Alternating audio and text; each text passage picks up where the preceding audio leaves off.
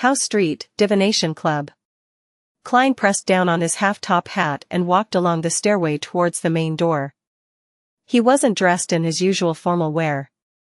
Today, he was wearing a white shirt and a light-colored vest, paired with a thin black windbreaker, making him look more spirited than he had before. This set of clothing was more suitable for combat and had only cost him £1, including the fee for the small pocket that he had sewn into the vest. Compared to the suit he had purchased, it was so cheap that it brought tears to his eyes. He stroked the revolver in his holster, as well as the metal bottles in his tiny inner pocket. Klein then took out the portrait and entered the Divination Club. Without any surprise, he met the beautiful attendant, Angelica. "Good afternoon, Mr. Moretti. I thought you would come only a few days later." Angelica was taken aback at first before she immediately revealed a brilliant smile. Klein took off his hat and sighed. "Good afternoon, Miss Angelica. I had a dream at noon. I dreamed about Mr. Hannes Vincent and matters regarding him. You know that, as a fortune-teller, I absolutely cannot overlook any dream.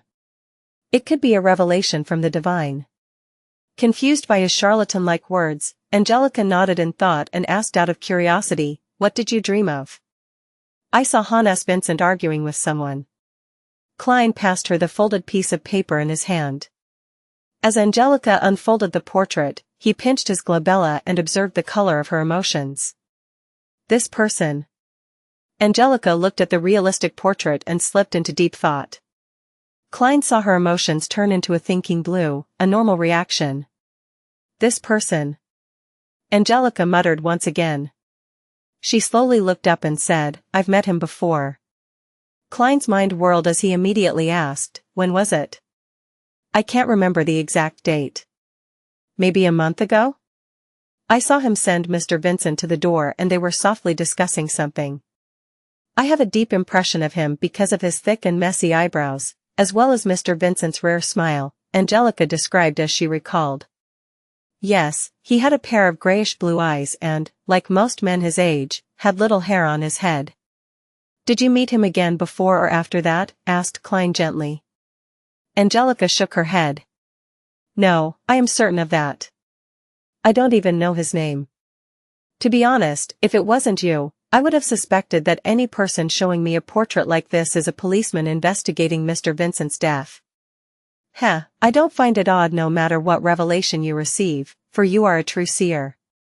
"My apologies, I am a policeman." Klein retorted silently as he sighed and said, "A true seer would understand how minuscule he truly is compared to the vastness of fate. We can only see a hazy corner, forever receiving revelations, but never answers. We must reflect upon them constantly and keep up our respect and fear. We must decipher these hints with caution and not see ourselves as the intelligent ones who have taken control of fate." By summarizing what he had figured out over the past few weeks, Klein suddenly realized that his spirit vision turned clearer. He could even faintly make out the details within Angelica's aura. At that instant, he felt like a short-sighted man who was wearing glasses that suited him. Has my seer potion begun to produce clear signs of digestion?" Klein was stunned in disbelief. "I never imagined that a seer like you can still maintain such fear and respect towards fate." "It's truly admirable," said Angelica earnestly. She had seen too many people in the Divination Club who claimed to see through the truth and change fate after learning a few divination methods. Klein retracted his gaze and chuckled. "The more you know, the better you can understand how small we truly are." As he was saying this, he checked his body's condition and reflected on his past experiences.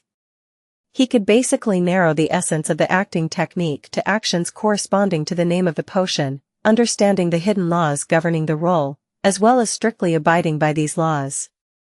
Only by doing so could he change the state of his body, heart, and soul, making them closer to the remnant psyche in the potion, so as to gradually digest it. The acknowledgement of a seer's identity was only a factor on the surface.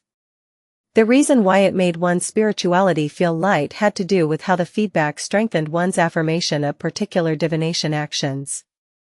And these actions collectively formed the rules for digesting the seer potion. To help others interpret revelations and guide them in a better direction, yet constantly maintain one's fear and respect towards fate. One cannot be too egoistical, too proud, or blindly believe one's interpretations. These are the laws I can think of for the time being, as well as the essence of the acting technique that will guide me towards the future. If it continues to be this successful, I won't need half a year. Perhaps in 2 or 3 months, or even 2 to 3 weeks' time, I'll be ready to completely digest the potion. That sign was extremely obvious. It's no wonder the mysterious Mr. Zeradal said that the Beyonder will clearly sense it when the potion is fully digested. There's no need for anyone to teach them. It is what it is. Just like now, although my spirit vision has been enhanced a little, I know very well that this is only a pit stop in the digestion process and not the final destination. With this in mind, Klein couldn't help but thank the suited clown for teaching him with his life. If it wasn't for him, he would probably spend months at the divination club, summarizing the rules of a seer through numerous attempts, for better or for worse, before he began acting strictly. Mr. Moretti, I sometimes even think of you as a philosopher, Angelica said with a sigh upon hearing Klein's reply. In my circle of friends, the term philosopher is used to scold somebody. Klein was in a good mood. With that said, he bowed, wore his hat, and left after bidding farewell. Although Angelica was unaware of the gentleman's name or identity, Klein was in no way depressed. What he learned was sufficient enough for him to engage in the next phase of his plan. 36, Zutland Street. Inside Blackthorn Security Company. Dunn looked at the portrait in his hands with his deep gray eyes. You wish to carry out a search for this person? Yes. Klein had long prepared a reason for this. Captain, didn't I mention that I would head to the Divination Club to observe the reactions of its members on Hannes Vincent's sudden death? I didn't discover anything yesterday, but I accidentally found out today that the person in the portrait had appeared with Hannes Vincent once and was secretly discussing something with him. I flipped through our team's investigation report just now, but I didn't discover any person resembling him in the report. There were no loopholes in his description. Even if Dunn Smith were to take this portrait to the Divination Club, he would get the same answer from Angelica. Dunn cast his gaze away from the portrait and laughed. From the looks of it, the compensation funds weren't a waste. Captain, isn't your memory bad? Why would you mention the compensation at this point in time? Klein maintained a smile and didn't say a word. Was this drawn by you? Dunn asked in passing. Yes. I drew it with the help of ritualistic magic, Klein replied, completely honest. Of course, speaking the truth and revealing the whole truth were two different matters. Dunn nodded slightly and said, get old Neil to make a few more sets. I'll get Kenley and Royale to investigate and seek the cooperation of the police department. If this clue is of any use, you would have contributed greatly once again. May Goddess bless us. Klein tapped 4 spots on his chest as he appeared abnormally devout. For him, all he needed from Dunn and Company was to figure out the name and identity of the man in the portrait. He could divine his location above the gray fog. Despite it being his day off, Klein didn't immediately return home after leaving the Blackthorn Security Company. Instead, he took the public carriage to the harbor and arrived in front of the Evil Dragon Bar's entrance. In his considerations, although a seer lacked the means to directly engage in combat with an enemy or the means to cast spells quickly, combat could be classified in many ways. Not all battles were chance encounters. As long as he had sufficient time to prepare, a seer could similarly deal with an enemy using ritualistic magic.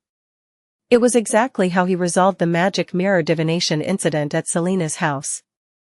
And this also meant that it was best if a seer brought along the essential oils, herbs, and tiny candles to avoid being in a situation where they were unavailable when they were needed most, thus, resulting in a helpless death. After all, not everyone was like Selena, who had an entire assortment of mysticism items which could be used. As for the ones he applied for, as Klein had practiced frequently, he had used up most of them. He kept what was left in his tiny inner pocket. He patted the cash note in his pocket and pushed open Evil Dragon Bar's door and strode in. It was noon and there weren't many customers in the bar. Nor were there any rat baiting or boxing matches. It was quiet and not lively enough. Klein observed the guests drinking beer and playing cards as he walked toward the billiard room that led to the underground market. At that moment, he saw a muscular old man walk out with a torn admiral's jacket draped over his shoulders. "Were you the friend old Neil brought last time?" Reeking with the smell of alcohol, the blue-eyed, messy brown-haired elder sized up Klein and laughed. Klein guessed at his identity and took off his hat and bowed. "Yes, how might I address you?" "Old Neil often mentions you." "I'm the boss here, Swain." The blue-eyed elder's arms were thick and brawny. He had firm muscles and had the bearing of a military officer. Former Tingen mandated Punisher captain. Rumor has it that he was once part of the Royal Navy. Klein replied politely, "Yes. If you're in need of money, feel free to approach me." Swain laughed as he mentioned before walking towards the bar counter. At that moment, Klein's heart stirred as he immediately shouted, "Wait a moment, Mr. Swain. I have something I would like to ask of you." Swain halted in his steps, turned halfway around, and said with a chuckle, "You look, well, very similar." "No, I'm not having memory issues." The corner of Klein's lips twitched as he pointed at the portrait he drew and asked, "Have you met this gentleman before?"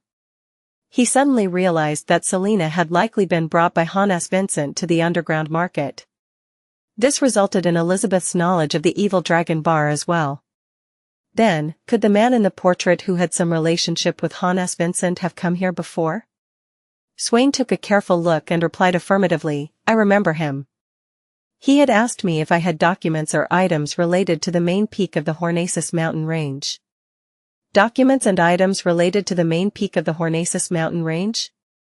Klein was taken aback as he suddenly connected that to another matter. Back when he was borrowing the journal issue related to the main peak of the Hornacis mountain range at Deweyville Library, the librarian had casually mentioned that someone had just returned it. Therefore, he still remembered very cleverly and didn't need to flip through his name cards to determine if the man existed. Could the gentleman who borrowed the journal issue before me be the one in the portrait? The gentleman that had witnessed the exchange of the Antigonus family's notebook. The more Klein thought about it, the more likely it seemed. Otherwise, who would have borrowed those random journal issues for no reason? Yes, research regarding the main peak of the Hornacis mountain range is quite an unpopular field. Other than the corresponding lecturers and associate professors, the common hobbyist would have never heard of it.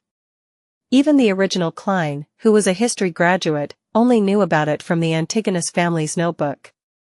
Although Tingen is a city of universities, there wouldn't be that many people who would be interested in the topic. And even if there is anyone interested, most of them would remain within the university's compounds. There would be no need to borrow the book from the Deweyville Library. The most important point is that the book happened to be borrowed only recently. By analyzing it this way, there really is a problem. I wasn't sharp enough and failed to realize it. Sigh, it looks like I have no talent at being a detective or acting like Sherlock Holmes. While these thoughts raced through his mind, the boss of Evil Dragon Bar, Swain asked in puzzlement, "Is there a problem?" Since there were customers and bartenders around, he could only ask indirectly. "Nothing at all. I'm just wondering how I can investigate this gentleman. As you know, Hannes Vincent died at his home." Klein had long prepared his excuse. He didn't want to make the mandated punishers become interested in the ancient relics from the main peak of the Hornacis mountain range. Vincent was one of the rather famous fortune-tellers in Tingen City. He often came here. Swain had indeed given a perfunctory answer, but as he recalled, he said, "Now that I think about it, the gentleman in the portrait did come together with Vincent at the very beginning." "That is exactly what I wanted to know. Do you remember his name?" Klein pressed immediately. Swain shook his head and chuckled.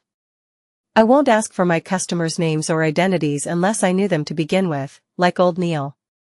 "All right then." Klein deliberately revealed a saddened look. To him it didn't matter if Swain knew, because he could check the Deweyville Library. To borrow books from a privately funded library, he had to leave personal information, and his identification must have had sufficient credibility.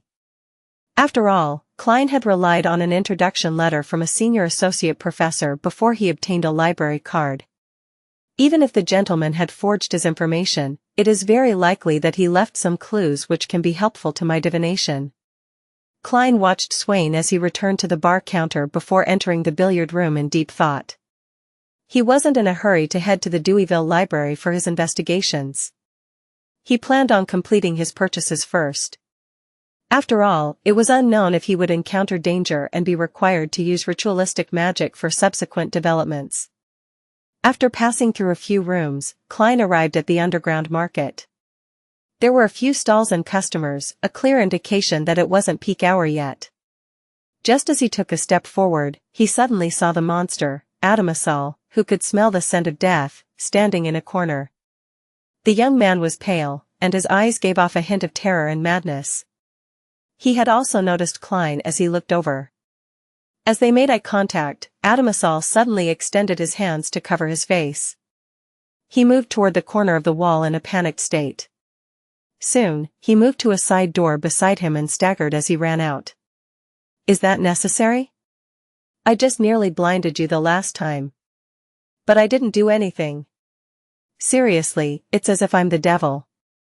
Klein's facial expression was somewhat stiff. He shook his head and smiled. He stopped thinking about the monster and came to a stall. He started shopping with a goal in mind. After about half an hour, Klein spent a few pounds, which was most of his secret stash of money.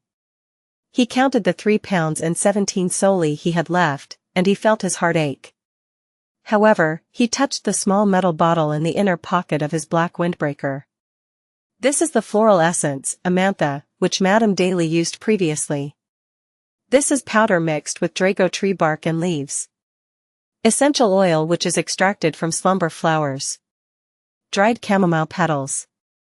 This is holy night powder which I previously produced myself."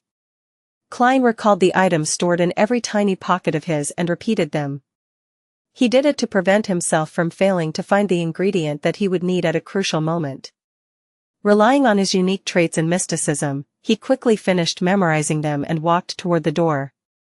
Suddenly, he saw a somewhat familiar figure in the corner of his eyes. It was a young lady in a casual green dress. Her smooth black hair was soft and glistening.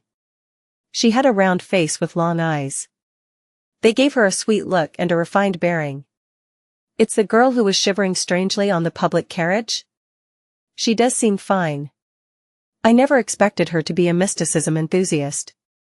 Klein slowed down and thought for a few seconds before finally recalling who she was.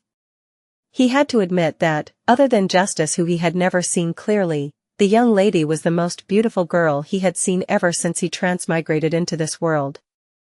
The sweet and refined girl stood before a stall that sold mysticism books and, in a breach of etiquette, kneeled to rub her fingers against an ancient book.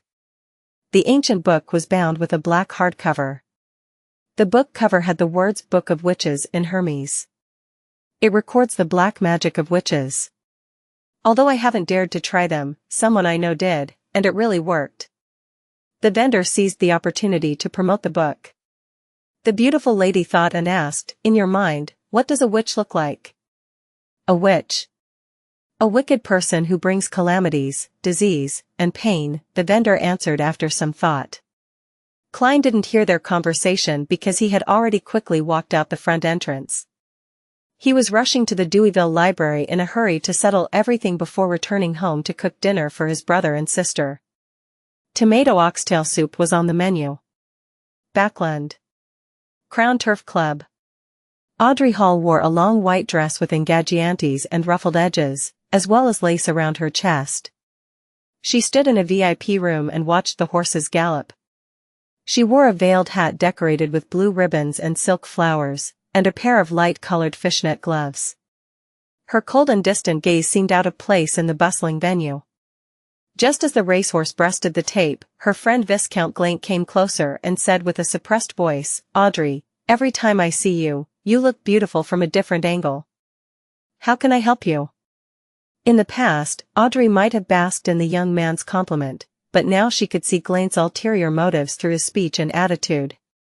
Due to the early passing of Glaint's father, he had inherited his title of nobility at the age of 20. He was a slightly skinny young man.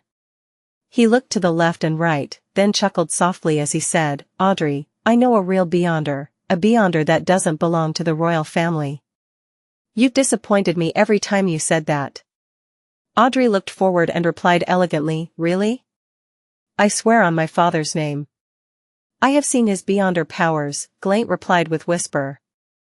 Audrey was no longer the same as before in which should be excited over the news. She was now a beyonder, but to prevent Glant from turning suspicious, she widened her eyes and faked a surprised smile. She asked with her voice trembling, When can I see him? Yes, it'd be great to meet other beyonders. I can't just solve every triviality through the tarot club. Besides, I must gather my own resources to exchange them with Mr. Fool and Mr. Hanged Man. Not everything can be solved with money. Sigh, now that I've sent out the £1,000, I'll have to be more frugal. Glant was very satisfied with Audrey's response. He looked towards the racecourse and said, Tomorrow afternoon, there will be a literature and music salon at my place. Inside Deweyville Library. Klein took out his identity card and badge from his pocket and showed them to the few librarians. I am a probationary inspector from the Special Operations Department of the Augus County Police. I need your cooperation in an investigation, he said in a deep voice, recalling the police films that he used to watch. The librarians looked at the identity card and badge before exchanging looks and nodding at each other. Go ahead and ask, officer.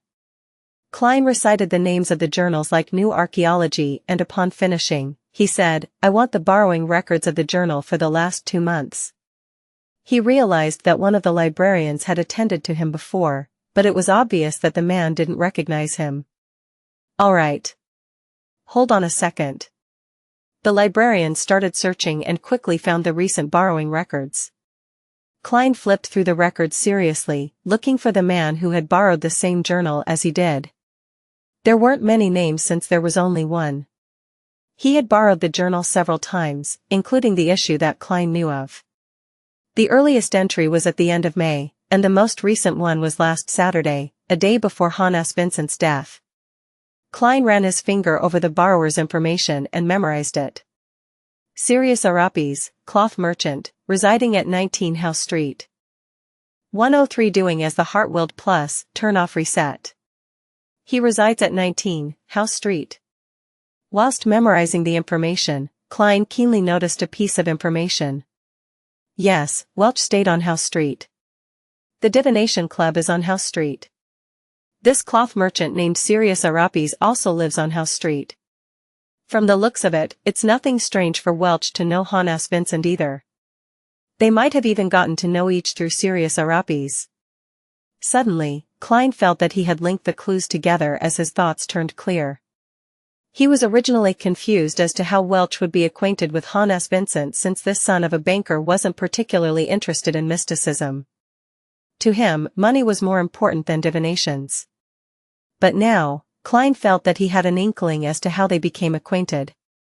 According to the descriptions of several magazines, middle-class and wealthy residents would gladly pay a visit to their neighbors from the same social class in order to form a social circle which is beneficial to them. Similarly, Welch and the cloth merchant, Sirius, absolutely have the motivation and opportunity to become friends since they both lived in the House Street vicinity. It isn't hard to understand how Sirius knew Hannes Vincent, who regularly went to the Divination Club on House Street. Perhaps it was a coincidental meeting, or perhaps Hannes had helped him out before. Regardless, this made it possible for the two of them, who frequently ran into each other within the same area, to become closer to one another. Hannes Vincent wanted to sell his ancient books, and thus, Sirius introduced him to Welch, who was an undergraduate of the history department. In Hannah's dream, there was the figure of the suspected evil god, the true creator. He also knew of the proper incantation format. This proves that he was very deep into the realm of mysticism. The possibility that he might have even been a member of some secret organization cannot be dismissed.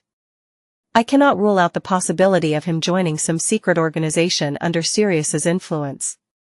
With ideas coming to him so easily, Klein could tell that the information the man had left behind had a certain level of credibility without even using divination methods. Even if he isn't called Sirius Arapes, nor work as a cloth merchant, and doesn't live at 19, House Street, he definitely resides at House Street or, at the very least, somewhere nearby. While these ideas ran through his mind, Klein viewed the borrowing records once again with this new train of thought. The last time he came to Deweyville Library was last Saturday, a day before Selena's birthday party, which was also a day before Hans Vincent died. Several days have already passed since then, but he hasn't returned the issues that he borrowed.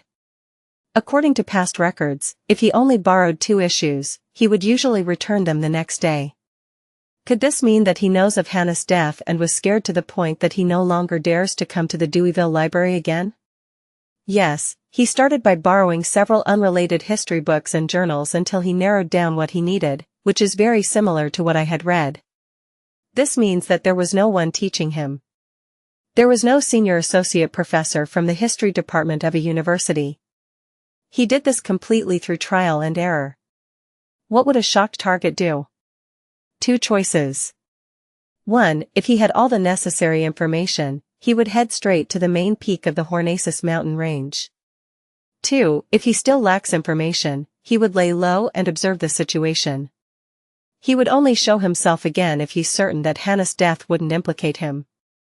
Having made this conclusion, Klein closed the borrowing records and returned them to the librarians. He then took out the portrait and asked if anyone had seen the man. Unfortunately, many people came to borrow books every day, and the librarians didn't have any impression of the average person. "All right, thank you for your time." Klein put away his identification documents and his badge. He had no intention of continuing the investigation alone. This wasn't only dangerous, but also troublesome. He planned to head to Zutland Street once again and hand the case over to Captain and his teammates. He then planned to go home and prepare his tomato oxtail soup for his siblings before heading to the world above the gray fog to divine the target's whereabouts and condition. "Officer, is there anything else?" a librarian asked sincerely as he heaved a sigh of relief. Klein nodded slightly and asked, "No, I will come back if there are new clues." He held his black cane with his left hand and made his way to the door. At this moment, he saw a man enter the library with his head hung low. He was dressed in a double-breasted coat, its collar standing tall. When they walked past each other, Klein caught a glance of his thick, messy brows, and his pair of grayish-blue eyes. These were things the tall collar couldn't hide. Serious? Serious Arapis? A coincidence? Klein froze. He didn't expect to meet his target here. What kind of luck was this? Wasn't this too much of a coincidence? He evaluated his physical condition and felt his aching sore muscles. Thus, he acted as though nothing had happened and continued walking towards the door. "Well, we have to follow what our heart tells us. Safety matters. It doesn't matter if I missed this opportunity as long as Sirius is still in Tingen." At this moment, the man in the double-breasted coat arrived before the counter and was handing the journals to one of the librarians. "It's a return," he said with a soft, muffled tone. The librarian received the journals causally, and when he saw it, he suddenly froze. He subconsciously looked up indifferently as his body couldn't help but tremble. "Is there a problem?" the man asked in a deep voice. His question seemed like a spark that ignited a fuse, causing the librarian to instantly lose his self-control. He sprinted to the side and shouted, "Officer! The criminal is here." At this moment, Klein, who hadn't left the building, cursed madly in his heart. He instinctively reached for his holster with his right hand and drew his revolver. That man froze for a moment before turning and breaking into a sprint. But he didn't head for the door. Instead, he escaped in the direction of the oriel window to the side, as if he wanted to smash through the glass and jump out onto the street. Klein, who was flustered, turned his head to see the scene when he felt a sudden calm. He realized that even though he was afraid of the target, his target was more afraid of him. The man must be unable to determine my abilities in such an abrupt meeting. He isn't clear on what I am adept in, and so, he will instinctively avoid a direct confrontation and look for other ways to escape. Confident of his analysis, Klein lifted his revolver and pulled the trigger. At that moment, the man in the double-breasted coat abruptly rolled onto the ground in an attempt to avoid the bullet. Following up on that, he pressed down on the ground with his right hand and propelled himself into the air towards the oriel window. Click! Klein's first shot was empty. But this was something he had expected. He took advantage of Sirius's inability to dodge while in midair to aim at his torso and pulled the trigger. Bang! The silver demon hunting bullets tore through the air and penetrated straight through Sirius's back. Crash! The glass shattered and Sirius flew out the window, leaving drops of crimson blood on the crystalline glass fragments and windowsill. Klein was no longer afraid now that the target was injured. He ran over and jumped out the window with the help of a chair. This was the area lining the back of Deweyville Library's ground floor. A row of trees isolated a lush green field. The injured Sirius was running to the side, in an attempt to enter a small alley between two buildings. Having not practiced shooting at moving targets, Klein didn't dare to fire blindly. He could only carry his cane in one hand and his gun in the other as he pursued the man in a black coat. Tap. Tap. Tap. He followed the trail of blood on the floor and tried to close the distance.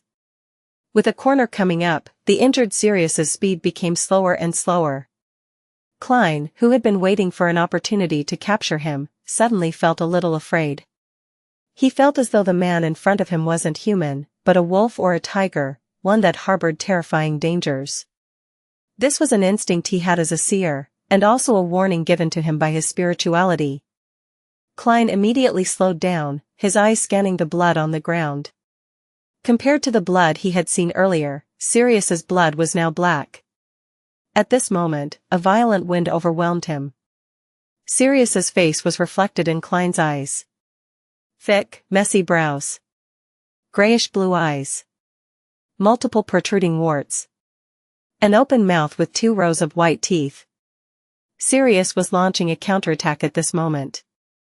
This made the face reflected in Klein's eyes more visible. He could even smell a particularly putrid stench. Sirius pounced a distance of 7 or 8 meters, far more than any normal human being could jump. But as Klein had stopped chasing him just in time, there was still a distance of nearly 10 meters between them. When the distance was shortened to 2 meters, the sticky saliva caused by drool and the disgusting dense warts formed a harrowing scene that made Klein's nerves tense up. Without thinking, he seized the opportunity of the temporary immobility caused by Sirius's pounce to raise his right hand. He fired without stopping, allowing the bullets to rain down on the target's head. Bang! Bang! Bang! Bang! Shooting from such a close distance allowed the silver demon hunting bullets to drill through Sirius's head. Blood splattered everywhere as his face became more and more mangled, until he staggered backwards. Klein had emptied the bullets in his revolver in an instant. He subconsciously wanted to take a few steps back in order to confirm the results of this battle. But at this moment, Sirius gave Klein the shock of his life by trying his hardest to stand up straight. Klein abruptly lifted the cane in his left hand. Smack! The sturdy silver-inlaid black cane struck Sirius's neck, leaving a dark red mark. Smack! Smack! Smack! Klein acted on instinct, raining blows on his opponent until Sirius collapsed, stumbling onto the ground. Huff! Puff! Huff! Klein supported himself with his cane and took deep breaths. His eyes were trained intently on his target, afraid that Sirius would suddenly jump back to life. At that moment, Sirius' head had basically been smashed into a pulp, and the warts gradually receded. His body stopped moving after a few convulsions. Klein was in no hurry to examine the corpse. Instead, he tossed his cane to the side and took out the demon-hunting bullets he had on him and reloaded his revolver. After doing this, he collected himself and fought back his disgust, kneeling down to search the pockets of Sirius's double-breasted coat. 1 pocket, 2 pockets, 3 pockets.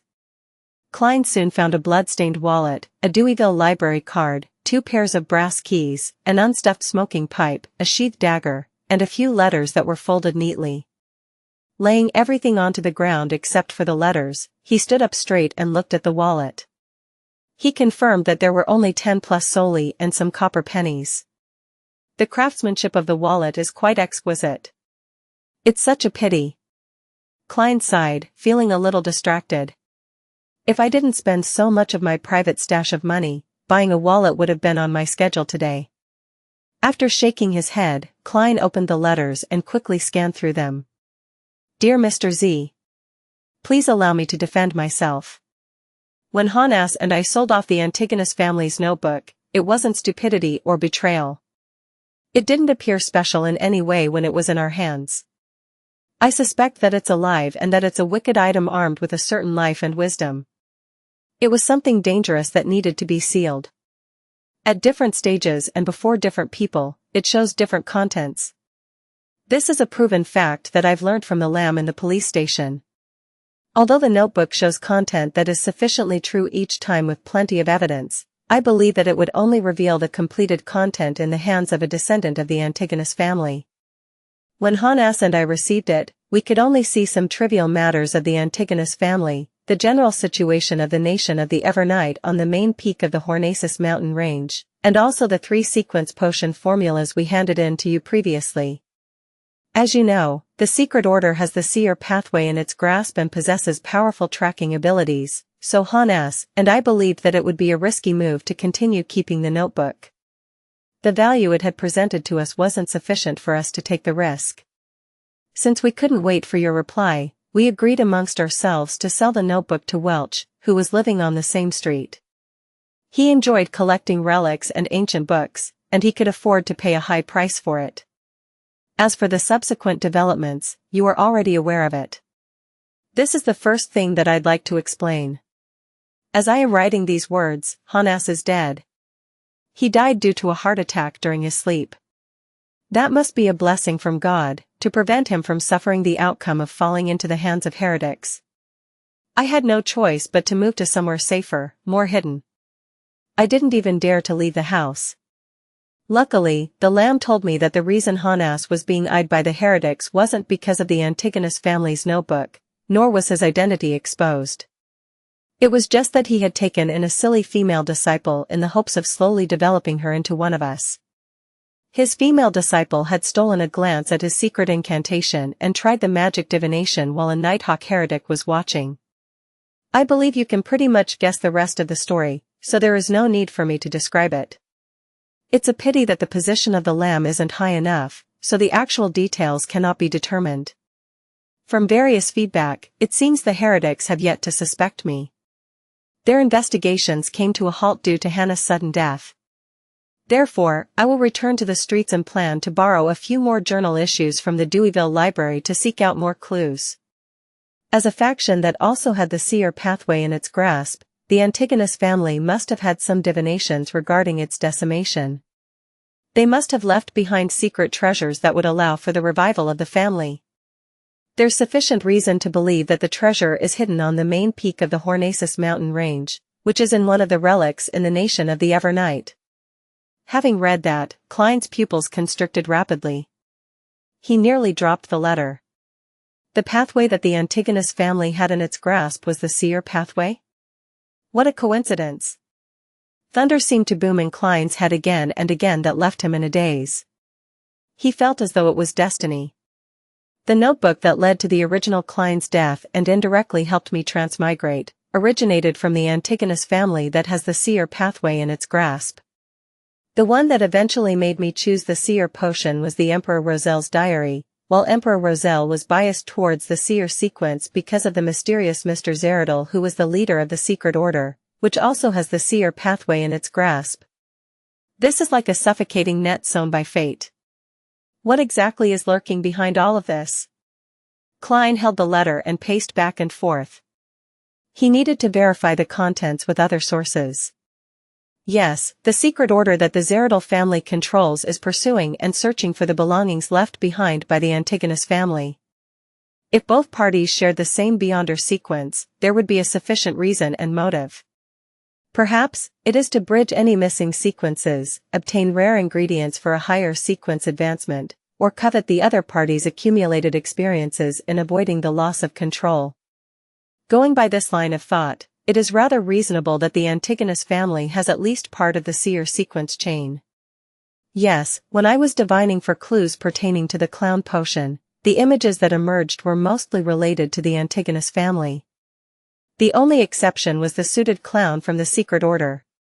Therefore, the true meaning behind the symbolism is that each scene carries the possibility of obtaining the clown potion and a clue. However, I didn't understand the crux of the issue and regrettably missed it. With the two corroborating evidence, Klein nearly believed the matters that Sirius had brought up in the letter. He also understood why he constantly heard the word hornasis in the murmurs he shouldn't be hearing. The earliest occurrence of this happening was when I first consumed the seer potion. He wore a serious expression as he thought to himself. Meanwhile, he guessed that being a survivor of those that made contact with a relic of the Antigonus family and becoming a beyonder of the seer pathway were two necessary conditions to hear the murmur saying hornasis. Is there really a secret treasure buried within the ancient ruins on the main peak of the Hornacis mountain range by the Antigonus family? No, I can't think about this. Just the notebook alone has killed so many people. Any complete treasure would be even more terrifying. Klein shook his head subconsciously and cast his gaze onto the third piece of paper, which was the last of the letters. Honorable Mr. Z, I hope I can gain your assistance. I believe that you should be sufficiently interested in the treasure too. Until then, I will make myself look like a normal person, a normal lover of history. When the end of days arrives, I will offer all of Tingin's lambs as a sacrifice to God. Humbly, Sirius Arapes. When he finished reading Sirius's letter, Klein had the urge to laugh. Heh, why do I feel like I saved Tingen? What was this guy trying to do? Heretics are truly unbelievable. Who is this Mr. Z? He seems like someone in a high position. At the very least, he should be at the same sequence as Captain. Where was Sirius sending the letter to? He didn't write down the address. It seems like that's the cautiousness of a heretic. They wouldn't put the address on until the moment before they sent it out. Right, if the Antigonus family had the potion of the seer pathway in its grasp, then would the clown potion be among the 3 formulas inside the Antigonus family's notebook that Sirius sent? Highly likely. In that instant, Klein seemed to have found clues to the clown potion. Although Sirius didn't bring the formula along with him, it was possible that he had left some form of record at his hideout. He must have also had it in his head, in his memories. Klein looked at the corpse before him and considered the problem of making a dead person speak.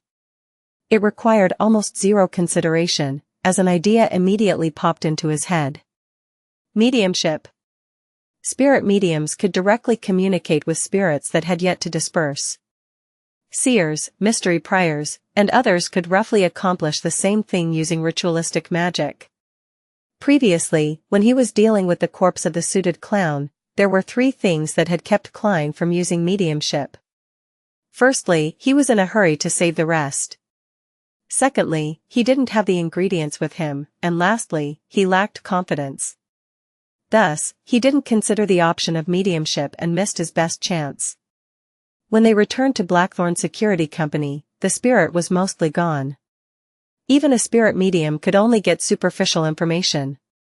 But now, Klein happened to have all the ingredients and tools, and he happened to have the experience of communicating with lingering resentment through the help of dream divination. My only concern about contacting the spirit of a heretic would be being placed in the same situation as Captain's entry into Hannah's dream where he saw a horrifying existence. However, Captain only remained frail for 2 days, and he wasn't considered severely injured.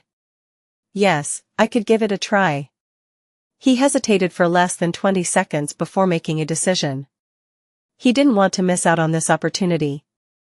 He raised his head, turned around, and cast his gaze toward the spot where the window had shattered. There was a crowd gathered there watching. He took out his identification card and badge before returning to the broken window. He then told the onlookers through the shattered oriel window. I am a probationary inspector from the Special Operations Department of the Auga County Police. I have shot the criminal to death. Please take this badge to the nearest police station and tell them to send backup to deal with the follow-up. The rest are to help me cordon off this area. Do not allow anyone to come close, for they might contaminate the scene. Yes, officer. The librarian that caused Klein the trouble quickly took the badge.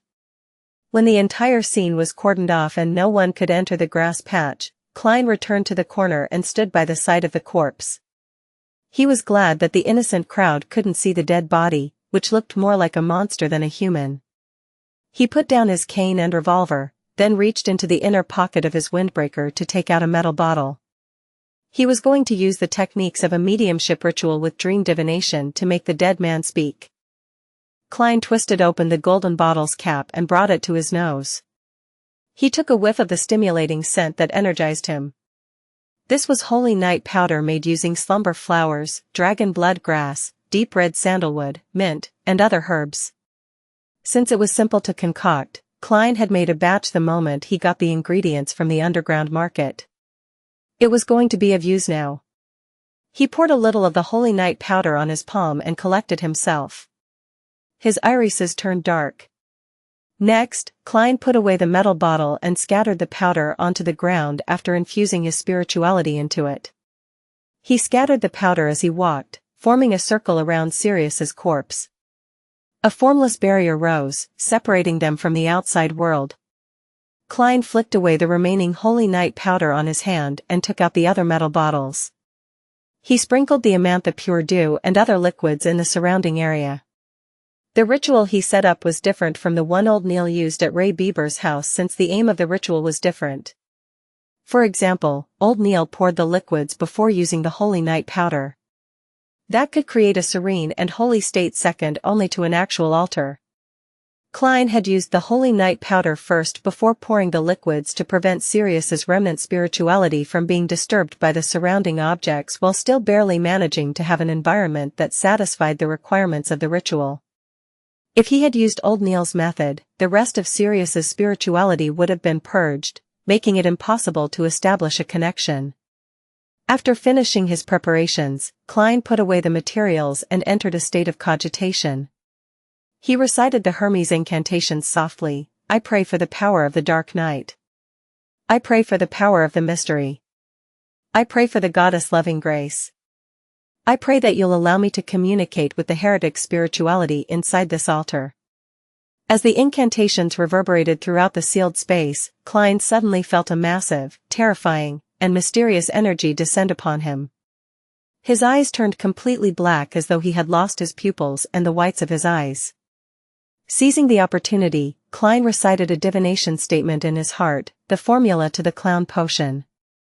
The formula to the clown potion. As he was reciting the statement, he used cogitation to temporarily enter a dreamlike state. It was a hazy gray world without a sky or ground. Klein was unusually alert as he observed a transparent, ethereal figure. He extended his right hand and touched the remnants of Sirius's spirit. The scene in front of him changed with a rumble. It was a study table painted with dark red paint. There were 3 candles on a silver candle stand, as well as a blank piece of paper. Sirius had a pen in his hand. He wrote in lone language, "This is the second formula, its name in the notebook is clown. 80 milliliters of pure water, 5 drops of torn apple juice, 7 grams of black-rimmed sunflower powder, 10 grams of golden cloak grass powder, 3 drops of poison hemlock. These are the supplementary ingredients. The main supernatural ingredients are 1 crystal of the single horn of a matured Hornaceous gray mountain goat and a complete stalk of a human-faced rose." Sirius seemed to have the clown potion's formula memorized as he quickly finished writing it. He paused for a moment and took a sip of coffee, then he unwound the silver pendulum around his wrist. He held the pendulum and closed his eyes, muttering terms to himself such as the end of days, peace of mind, hope for the Lord's blessings, and confess. After Sirius finished his prayer, Klein finally saw the pendulum clearly. Under the wound silver chain was a thumb-sized human figurine. The figurine had a single eye, a trait unique to giants.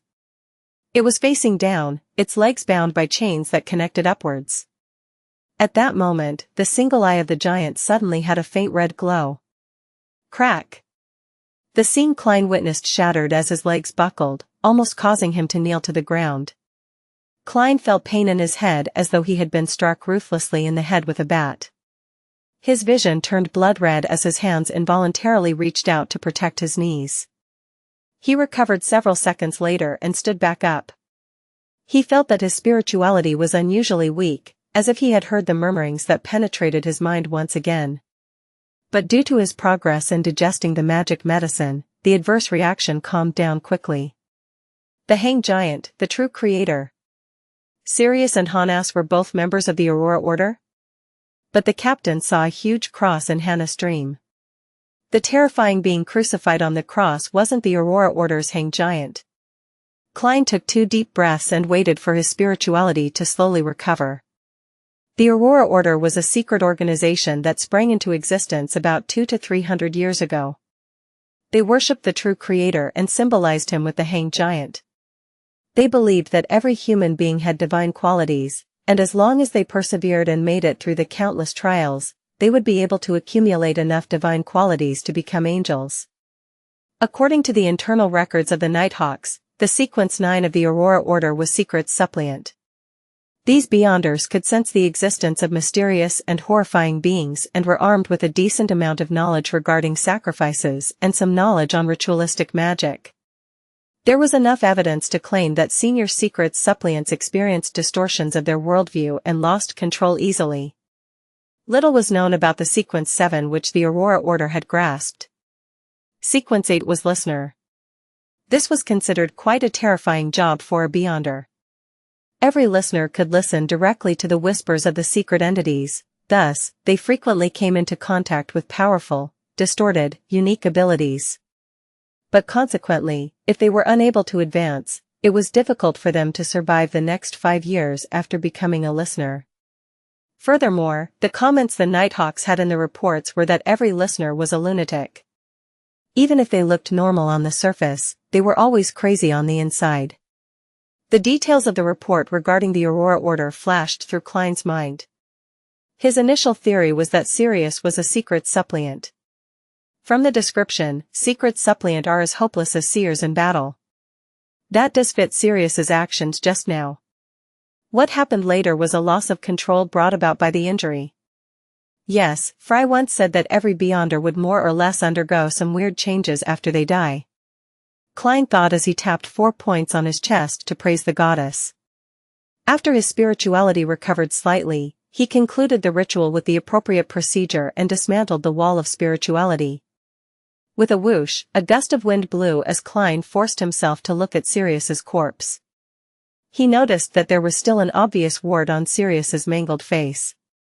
It was a dark purple wart, almost black. There seemed to be liquid and a light gleaming within. What kind of transformation was that? Klein rubbed his temples, not daring to touch it. He bent over and retrieved his cane, allowing it to bear his weight. After what had just happened, he knew that Sirius's spirituality had been completely destroyed. Even the spirit medium daily would be unable to communicate with him. After a while, Klein saw Captain Dunn and his partners, Leonard and Kenley. It seems like your fate is tied to Beyonders and evil forces. In just a few weeks, you have come across more supernatural incidents than what we usually see in months, Leonard joked, looking at the corpse on the ground. It might not be a coincidence, Klein added, as he suddenly thought about the red chimney he had seen in his dream divination, as well as the majestic palace on the main peak of the Hornacis mountain range and the formless focus on him. He took the opportunity to mention it in passing. Dunn surveyed the surroundings and, with his gray eyes trained on Klein, asked, "You tried channeling his spirit?" There were still traces of holy night powder and the scent of the essential oils. "Yes," Klein replied truthfully. "I was worried that you would arrive late and that the remains of his spirituality would scatter." "You don't look well." "Are you all right?" the short Kenley asked in concern. Klein passed Sirius's undelivered letter to the captain and began from the beginning. "When I went to the underground market to purchase materials for the rituals, I suddenly remembered that Selena had also once gone to the Evil Dragon Bar and that it was Hannes Vincent that brought her there. This meant that Hannes was a regular there. Thus, I suspected that the person in the portrait, someone who's definitely connected to Hannes, might have gone to the underground market too." I asked the boss Swain about the portrait, and he gave me confirmation. He told me that the man had once tried to buy documents and items related to the Hornacis Mountains. That reminded me of the library. I recalled that the librarian had mentioned that someone had just returned the journal issue I wanted to borrow. Leonard stood to the side, listening with a smile. He suddenly interrupted, "And so you brought your identification documents and badge here to flip through the borrowing records? Actually, I am very curious, why would you come into conflict with this man here? Even if it was a direct encounter, with your style of doing things, you would have pretended that you didn't know him and would just leave the library. Then you would come to Zutland Street to ask for our help. Yes, there was no need for you to take the risk. As long as you confirm the target and that he hasn't left Tingen, there would always be a way to find him," Dunn added as he reviewed the letter. Klein immediately said in embarrassment. The librarian recognized him and shouted for the police to help. There's no way I could have pretended not to hear that. Leonard and Kenley looked at each other. One tried to cover his amusement, while the other turned his head to the side. Dunn nodded, his gaze leaving the letters. Did you get anything from channeling his spirit? I saw a pendulum that took the shape of a hanged giant. I saw a blood-red glow flash in the giant's only eye before I was forced out of the ritual, Klein described honestly. He didn't want to talk about the clown potion for the time being as he had two considerations. First, if Dunn and the rest were able to find Sirius's hideout and the corresponding records, then it would make no difference if he told them or not, as there would be no additional contributions attributed to him. Second, if Dunn and the rest were unable to find it, he could report it in the future. This way, he would be awarded with another contribution, allowing him to acquire the ingredients needed to concoct a potion. This was a way to obtain double the rewards for a single task, a technique that stemmed from Old Neil's recent teachings. Aurora order? Dunn muttered to himself before he asked some relevant questions. After Klein answered all his questions, he saw the fatigue in Klein's eyes and waved his cane. Not bad. You foiled a scheme that was targeting Tingen. You can go back and rest. Kenley, bring Old Neil over. After giving out instructions, Dunn smiled bitterly and shook his head. Before Sequence 6, Beyonders of the Sleepless Pathway lack many supplemental abilities. We can only conduct the simplest of ritualistic magic. Captain, you mean that from Sequence 6 onwards, a Sleepless Pathway Beyonder would gain improvements in the corresponding aspects? Klein asked out of curiosity. Yes, Dunn confirmed. After leaving the Daffodil Street Library, Klein nearly fell asleep in the carriage on multiple occasions on his way back to Daffodil Street. He lumbered into the house, he then removed his hat and jacket before falling asleep on the sofa. Sometime later, he woke up abruptly, took out his pocket watch, and snapped it open. Melissa will be back in half an hour, Benson in 45 minutes. If I don't get up, I'll have to make them wait an hour before we can have dinner. Klein rubbed his forehead as he entered the kitchen. He washed his face with cold water, then took out the oxtail, tomatoes, carrots, and onions he had bought that afternoon. After he prepared the ingredients, he suddenly froze. He had the feeling that his actions just now formed a strange juxtaposition with the incident that afternoon. I am a man who just saved Tingen. Klein mumbled in amusement. He put on a white apron and got to making dinner. After 8 in the evening, in the Moretti family's dining room. As he looked at the shallow soup left in the bowl, Benson raised his hand to cover his mouth to give a satisfied burp. Although that was our third time eating it, I still find it delicious. The sourness and sweetness of the tomato and the chewy texture of the oxtail blends into a perfect and unique flavor. Klein, I'm sorry that the Blackthorn Security Company caused Tingen City to lose such an outstanding chef. Melissa leaned backwards in her chair and nodded in agreement silently. This is because you have yet to try real cooking. Klein smiled humbly. If we have a chance in the future, let's head to Bonaparte Restaurant on House Street for some authentic Indus cuisine, and also to Coastline Restaurant in the Golden Indus Borough for some southern delicacies. These were restaurants that were always covered in the newspapers, where the average cost per person was around £1.50. I like your cooking more, Melissa answered without hesitation. Benson chuckled and changed the topic. But I ultimately feel that there's something lacking from the tomato oxtail soup. Perhaps it shouldn't be eaten with bread? Klein nodded in agreement. It's best complemented with rice. Rice. Melissa muttered with an expression of yearning. Tianjin, which was located north, wasn't considered a big city. Besides a few particular restaurants, it was difficult to have any chance of eating rice. To Benson and Melissa, this kind of food only existed in the descriptions of newspapers and textbooks. Looking at his sister's expression, Klein laughed. Wait till we save another 6 months' salary, and we will find a chance to go on vacation in Desi Bay and try the delicacies there. Desi Bay was located in the far south of the Lone Kingdom, and a third of it belonged to Fainapotter Kingdom. It had plenty of sunlight and beautiful scenery, and the paella there was very famous. Before Melissa could share her opinion on saving money, Klein said, in another 3 months, I should get another raise. By then, we could totally fulfill our desire to travel as well as save money for necessities. Why? Benson and Melissa's attention was redirected as expected.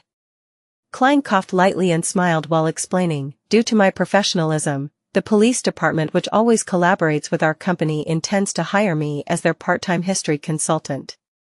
They would pay me extra, at least £2 a week. If you see me in a police uniform in the future and showing the corresponding police documentation, please don't be shocked. Of course, as you know, the work efficiency in governmental departments is as slow as a 90-year-old lady's footsteps. They still have to go through a lengthy procedure, and they're required to do a thorough inspection of me. Hence, on my off days for the next 2 months, I'll be heading to Koei University quite often to see my mentor and the teaching staff I know to learn more. Seeing the shocked look in his brother and sister's eyes, he paused and said with a strange expression, just like Emperor Roselle said, one is never too old to learn. Benson maintained a few seconds of silence before saying in a half self-deprecating and half emotional manner, is it too late for me to sign up for university? Knowledge really is wealth. And also power. Klein added silently. Benson, you need Klein's grammar books and his classic literature textbooks, Melissa said out of the blue, stealing the words from Klein's mouth. Benson's expression seemed to change. He gritted his teeth and said, Klein, pass me those books tonight. Even if all they do is put me to sleep, I am determined to read them for an hour, no, an hour and a half a day. I swear in the name of the goddess. If I can't do it, I will be a curly-haired baboon. A smile immediately plastered across Klein's face. No problem. The next morning, Klein hung his coat and hat on the clothes rack in the break room. Then he followed Roseanne's instructions and walked to the basement to the duty room outside Cheney's gate. Captain Dunn and members Fry, Sika, Royale, Leonard, and Kenley were all there. As his gray eyes glanced past the newly promoted Nighthawk, Dunn smiled and said, we have a routine meeting every Thursday to summarize past missions and discuss various challenges. I am a man who has endured the test of many regular meetings as well. Klein lampooned. He found a seat and joked, do I need to introduce myself? Dunn smiled and turned to look at Kenley. Briefly tell us about the investigation of Sirius Arapis. Kenley was also a Nighthawk who had been promoted from a member of the civilian staff. He wasn't very tall, his brown hair was quite thick, his body size was average, his muscles were very toned, and he looked like someone who was smart and capable.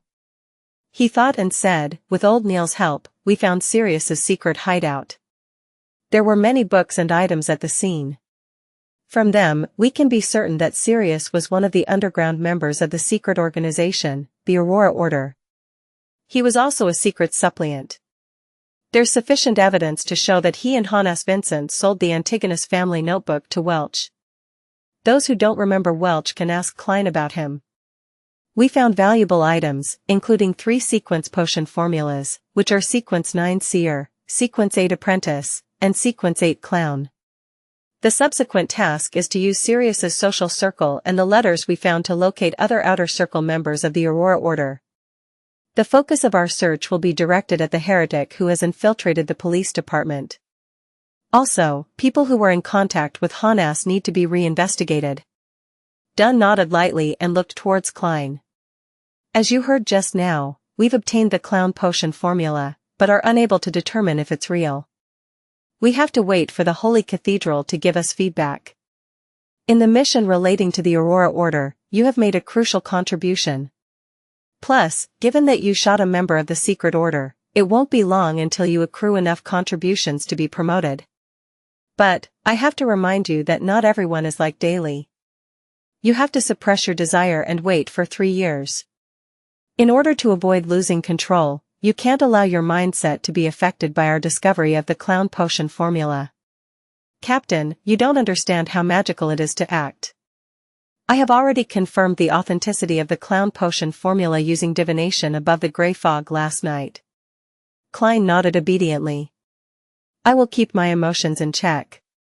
Then Sikatron, the quiet midnight poet with white hair and black eyes, said, we still haven't found any clues regarding instigator Triss. I suspect that he has already fled from Tingen. After they were done exchanging their new information, Klein left the duty room and found old Neil to continue his mysticism lessons. In the afternoon, he went over to his combat teacher, Gawain, to do basic strength, endurance, and overall coordination training. With the sun still up and bright at 5. Klein took off his training costume, took a quick shower, and changed into his original clothing.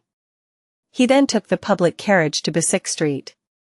He hadn't forgotten about the red chimney that he had seen in his dream divination, nor did he forget about the man that he suspected to be a member of the psychology alchemists who had bought supplementary ingredients for the spectator potion in the underground market. These things would be inconvenient to investigate in his role as a Nighthawk. Number 27. Henry's private detective company. Yup, it's here. Klein found a private detective company according to the newspaper's descriptions. It was said to be trustworthy. He put on a mask, lowered his top hat, and flipped up his collar. He walked up the stairs and came to the company on the 2nd floor. Knock. Knock. Knock.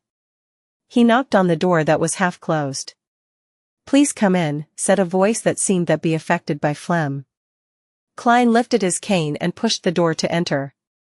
He saw the detective company using an almost open layout. There were 4 employees sitting at their respective seats partitioned into small cubicles. Hi, I'm Detective Henry. How may I help you? A man in a white shirt and black vest greeted him. He held a smoking pipe in his hand, and he had a prominent jawline, blade-like eyebrows, and dark blue eyes that sized up his client. Klein used the collar of his windbreaker to block half of his face as he spoke. I have 2 matters to entrust to you. How are your rates? That depends on the difficulty of the task. Detective Henry retracted his gaze and pointed towards the sofa in the guest area. Let's talk over there. Klein followed him to the semi-partitioned area and sat on the single-seat sofa. He didn't take off his coat, nor did he take off his hat and mask. He purposely made his voice hoarse and said, First, I need you to help me find a house with a chimney that looks like this, as well as information on who the owner and current tenant are. As he spoke, he took out a neatly folded paper. When he opened it, there was a chimney with its color noted down and its surrounding scenery. This was the drawing that Klein completed by using the uniqueness of the area above the grey fog and the method of praying to himself. What a great drawing! Detective Henry complimented subconsciously. He then knitted his eyebrows and said, This is not complicated but very tedious. It would require a long time and a large amount of manpower. I understand. Klein nodded lightly. Detective Henry pondered for a moment and said, £7. The price for this job would be £7. In addition, you have to give me at least 2 weeks. All right. Second, help me find this gentleman and find out his identity. The only thing I know is that he occasionally appears at the Evil Dragon Bar near the Harbor Borough. And he must not detect any men you send. He is very sensitive and he has terrifying observational skills. Klein took out the second portrait. He intended to get in touch with a member of the psychology alchemists to see if he could find any valuable information and materials. For example, perhaps a formula that could be exchanged with justice? £3. Such a mission would cost about £3 or £4. Your outstanding drawing skills will help my assistant and I save time, Detective Henry replied skillfully. £10 in total? Klein found the price upsetting. Detective Henry took a puff on his pipe and said, yes, and you need to put a deposit of £2. When there's progress, you'll need to pay another £3 to £5. The rest of the payment can be made when the mission is completed. Then I shall come next week to check on your progress. Klein didn't haggle over the price to prevent the observant detective from remembering any of his characteristics. After they signed a standard contract, he took out 2 £1 notes and passed them to the detective. He only had £1.17 solely left from his savings. As Detective Henry watched the man wearing a gauze mask and a black windbreaker with its collar raised leave in a hurry, he had a suspicious look in his eyes as he smoked his pipe. Why is he looking for a house that has that kind of chimney? He must be an artist, or at least a professional sketch artist of some sort. In the afternoon, in Viscount Glaint's luxurious mansion, Audrey, with her maidservant in tow, followed etiquette and passed her hand to the host. She looked at him, giving her hand a quick peck. Your beauty accentuates my salon, Glaint first gave a compliment as usual. Then, he lowered his voice and said, that lady is already here. She's a beyonder and also an author. Author? Audrey asked casually as she observed Glaint's reaction. Subsequently, she didn't have to mind the presence of her maidservant, Annie, since they chatted about ordinary topics. Glaint straightened his body and chuckled. Yes, I believe that you have read her works in the past. She wrote the book, Stormwind Mountain Villa, which was highly acclaimed for the past 2 months. I enjoyed that book, especially The Calm Lady Sisai, Audrey replied with a faint smile. Meanwhile, she was rolling her eyes at her own hypocrisy inwardly. That was because her latest hobby had nothing to do with novels.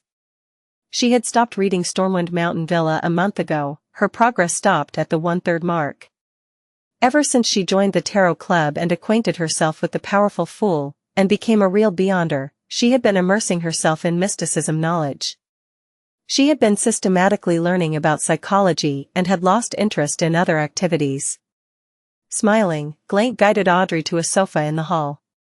I am sure that Miss Fur's wall will leave a good impression on you, for she is just like Stormwind Mountain Villa's Lady Sisai, calm, intellectual, and lazy. Also, my dear Miss Audrey, are you going to play the piano for us later? That is the greatest compliment for a novel and literature. Audrey looked at the side profile of Glaint's face. His expression, tone, and body language all conveyed his intention to flaunt himself. He wants to use me to show off. Audrey thought to herself, as if she had just met this good friend of hers for the first time. She maintained her elegant smile and said, my music teacher, Mr. Vicanel the pianist, said that my standards have deteriorated recently and needs more practice. All right. Glaint was just about wondering what to say when he suddenly saw a lady taking desserts from the long table. Audrey, this is Miss Fur's wall, the author of Stormwind Mountain Villa. Audrey looked over. Miss Fur's wall was about 23 years old and 1.65 meters in height. She was wearing a pale yellow dress with frills. Her brown hair was slightly curly. She looked over with her pale blue eyes as Glaint introduced her while wearing a smile that appeared ruminative. Audrey had noticed several small details in the less than 3 seconds of observation. There are faint traces of yellow on Miss Fur's fingers. She likes cigarettes. There are obvious calluses on her fingers at spots used to hold a pen, fitting her identity as an author. Her arm movements show that she has decent strength. This is not a quality expected of an author, unless she is passionate about exercising. Perhaps she was born like this, or she might have engaged in some other occupation in the past. She displayed her calm, rational, and precise style in Stormwind Mountain Villa. This must be linked to her previous occupation. Her eyes and emotions are relaxed, giving me the feeling that she is looking down on me and Glaint. Is this the psychological superiority a beyonder has over an ordinary human? If it was a coincidence that Glaint discovered her identity as a beyonder, then she should feel some anxiety and uneasiness. After all, she is unable to guess his reaction and what he would do next, since the unknown always brings about fear. This indicates that she was the one who voluntarily approached Glaint, having learned about our hobbies. She must be quite confident about what is going to happen next. Why would a Beyonder approach Glaint? Does she need monetary support, or the Beyonder ingredients stored in the treasury? Or perhaps she needs help with something. At this moment, Glaint was introducing Audrey to Furs. Madam, this is the Miss Audrey that I mentioned previously, the most sparkling gem in all of Backland. Her father is Count Hall, a trusted aide of His Majesty and respected member of the cabinet. Good afternoon, Madam Furs. Stormwind Mountain Villa is still seated by my bed to this very day. Audrey adhered to the rules of the aristocracy and curtsied. But she added silently, that's because I haven't finished reading it even after a month. Furs returned the niceties simply and said, Good afternoon, Miss Audrey, your beauty sure leaves an impression. I think that I already have an idea for my next novel. Viscount Glaint said that you have exceptional talents in music. They merely exchanged praises as they were in public. After watching Furs continue towards the dining table as she targeted a cream cake, Audrey retracted her gaze and headed to the living room with Glaint. She recalled the details she had seen just now and tried to figure the motives of the woman. She wanted to gain some advantage in future conversations. As she took a step forward, Audrey, who was as calm as an objective spectator, stepped on her dress and nearly fell. At this moment, her personal maidservant, Annie, caught her, allowing her to maintain her grace. Miss, the unique design of this dress means that you cannot walk too quickly. Annie pulled close to Audrey's ear and reminded her softly. I know. Audrey nodded in reply, her face flushed red. I was too absorbed in observing others that I forgot to look at where I was placing my foot, she silently complained in resentment. Audrey met with many other esteemed authors, critics, and musicians for the rest of the salon, always maintaining her sweet, elegant smile. Finally, after her facial muscles began turning sore, she saw Viscount Glaint's signal. She waited for a few minutes and gave the excuse of needing to use the washroom. She lifted her dress and stood up slowly to leave the salon.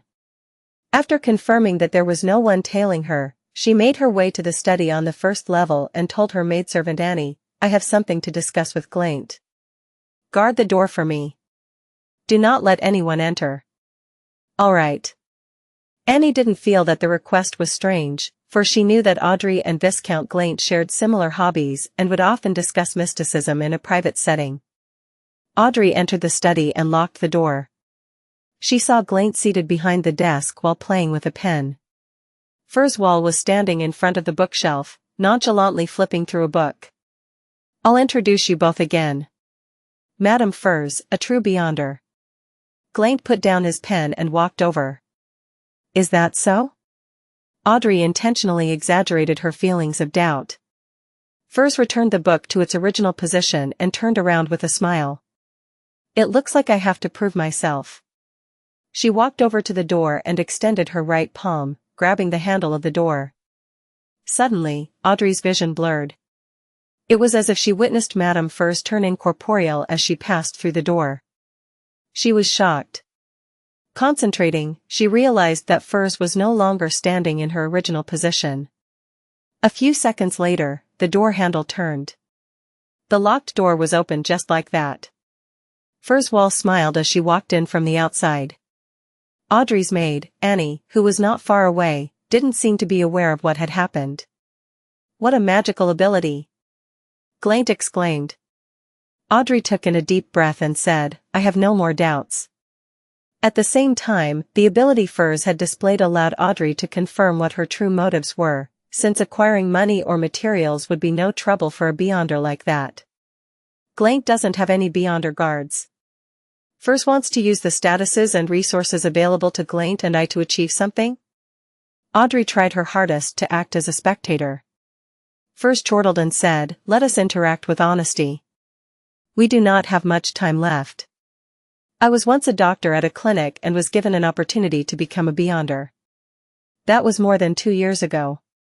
I hope that you can do something for me, and the reward I will give you is allow you to join the ranks of true Beyonders. I will sell you the formula of a particular sequence potion and its corresponding materials. Upon hearing such a promise, Glaint could not help but ask, "What do you want us to do?" "I have a partner who's in jail now, awaiting the final verdict. I hope that you can save her, regardless of the methods used," Furs said simply. Audrey frowned. "Madame Furs, the abilities you have demonstrated should be better suited for the task." Furs laughed and shook her head. "No, that is not the case. She cannot pass through the places that I can. I can only go in regularly and chat with her. Also, I think that risking my life to save her is not a good idea. Life is short, but there is much for us to do." Audrey observed Furs's face and body language. She considered her words before asking, "I understand. What crime is your partner being locked up for?" Furs's expression immediately turned a little awkward. "My partner is a very respected person who can make others comply from the bottom of their hearts. She is of good character and kind. Well, it was that the means she used to convince a thug was a little over the top." After handing out the mission, Klein followed his original schedule of mysticism lessons in the morning and combat lessons in the afternoon. The regularity of his life almost made him forget that he was a member of the Nighthawks.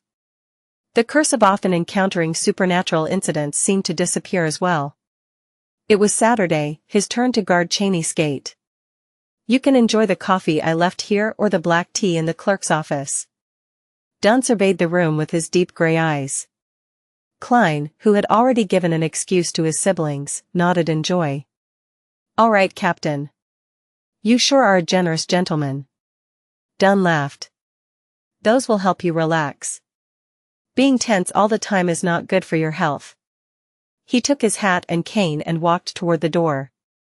As he was exiting the door, he suddenly turned around and said, "I forgot to remind you, do not open Cheney's gate no matter what you hear, unless it is opened from the inside.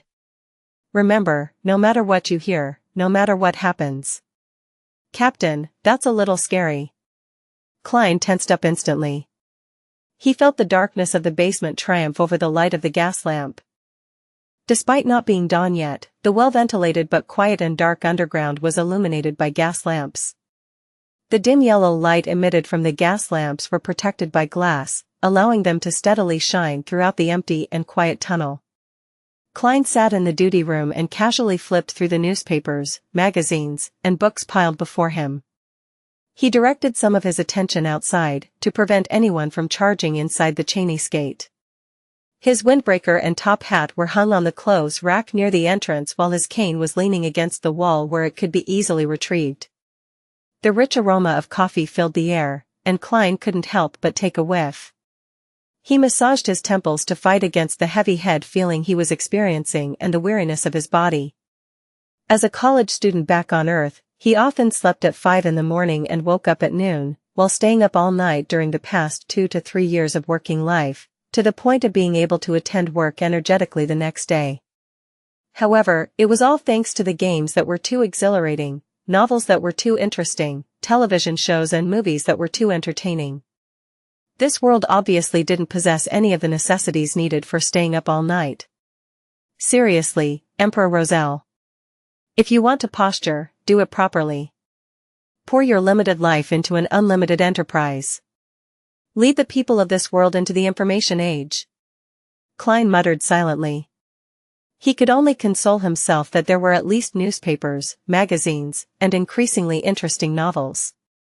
At first, he wanted to focus on his studies to restrain his sleepiness. However, practically speaking, it conflicted with his duty. Once he entered that state, he would easily overlook any movements outside and any changes to the situation at the Cheney's gate. Phew. Klein picked up his coffee cup and carefully blew at it. He took a sip and let the fragrant taste swish around his mouth before letting the liquid slowly flow down his throat. Fermo coffee from the Paws Valley, very bitter but very refreshing. Klein gave a compliment and put down his coffee cup. The Paws Valley was located in the southern continent, a region that produced high-quality coffee beans. It was currently being fought over by the Intis Republic and the Lone Kingdom. They both built colonist settlements on the left and right banks of the Paws Valley, and had destroyed the original Paws Kingdom. In the eerie silence, Klein casually picked up a magazine and realized that it was Ladies' Aesthetic, which talked about fashion and dating. This must be from Roseanne. He murmured in amusement as he flipped through it with his interest piqued. Maybe it was due to the sudden advancement of camera technology in the past decade or so. Not only did the magazine use a lot of illustrations, it even used monochrome pictures as their content, just like the newspapers. They fashionably invited the famous play and musical actors to model the charms and the magical pairing of the clothing. In a short span of 7 years, the new regional Backland magazine became a mainstream magazine that spread across the nation. The dress looks nice, she's pretty too. Klein flipped through it casually and didn't hide his aesthetic inclinations. He was a man that had matured normally both in body and mind. He had always appreciated beautiful ladies, but he had long set his goal, to find a way home. Hence, he tried his best to keep his distance from the opposite sex, so that he didn't waste the other person's time or leave behind any emotional baggage. As for streetwalkers, he was quite a germaphobe in that aspect. Benson and Melissa were already shackles that couldn't be removed. He could only find the means to make it up to them in the future. Klein suddenly felt his heart heavy and he couldn't help but let out a sigh. The further he strayed away from home, the more he felt melancholic during quiet late nights. He suddenly lost his interest in looking at beautiful women and put down the magazine in his hands. He picked up a novel instead. Stormwind Mountain Villa, author, Furs Wall. Klein read the content on the cover. The tranquil night, dim yellow light, and the leather-bound book reminded him of his younger days when he rented books. Hence, he continued to read simply because of nostalgia. Stormwind Mountain Villa was a novel about Lady Sissai, who was 1.65 meters tall and weighed 98 pounds. It was a story of her embarking as a home tutor in the Fruis Mountain Villa. 1 pound is about half a kilogram. Is this Jane Eyre of an alternate world? Klein caressed his fingers against the smooth paper as he began making guesses of the subsequent content. However, just as he thought it was a romance novel, an evil spirit emerged in the story. When he believed that it was a ghost story, Lady Sissai revealed herself as a detective and made a marvelous deduction. Just as Klein felt that it was definitely a detective novel, the main male character took a heavy blow to the head and lost his memory. Then, it became a heart-rending drama. In the end, it's still a romance book. Klein closed the book and drank a mouthful of coffee. Thump. Thump. Thump. Thump. A ferocious knocking was suddenly heard as it reverberated in the dim and quiet empty corridor. Klein jumped in shock as he immediately turned tense. He instinctively drew his revolver from his armpit holster, adjusted the cylinder and hammer. Then, he slowly walked to the door and looked for the source of the sound. Thump. Thump. Thump. Bang. Bang. Bang. The thumping became more and more intense. Klein looked in the direction of the sound and saw the black outward swinging gates that were engraved with 7 sacred emblems. Sounds from beyond the Chinese gate? He squinted his eyes and his heart was beating like a drum. Bang. Bang. Bang. Klein saw Cheney's gate shake gently, and he sensed the massive impact it was withstanding. It can't be, right? I'm encountering something on my first day on duty? Did I get an unlucky constitution after I transmigrated? Klein's right hand broke into cold sweat as it held the revolver.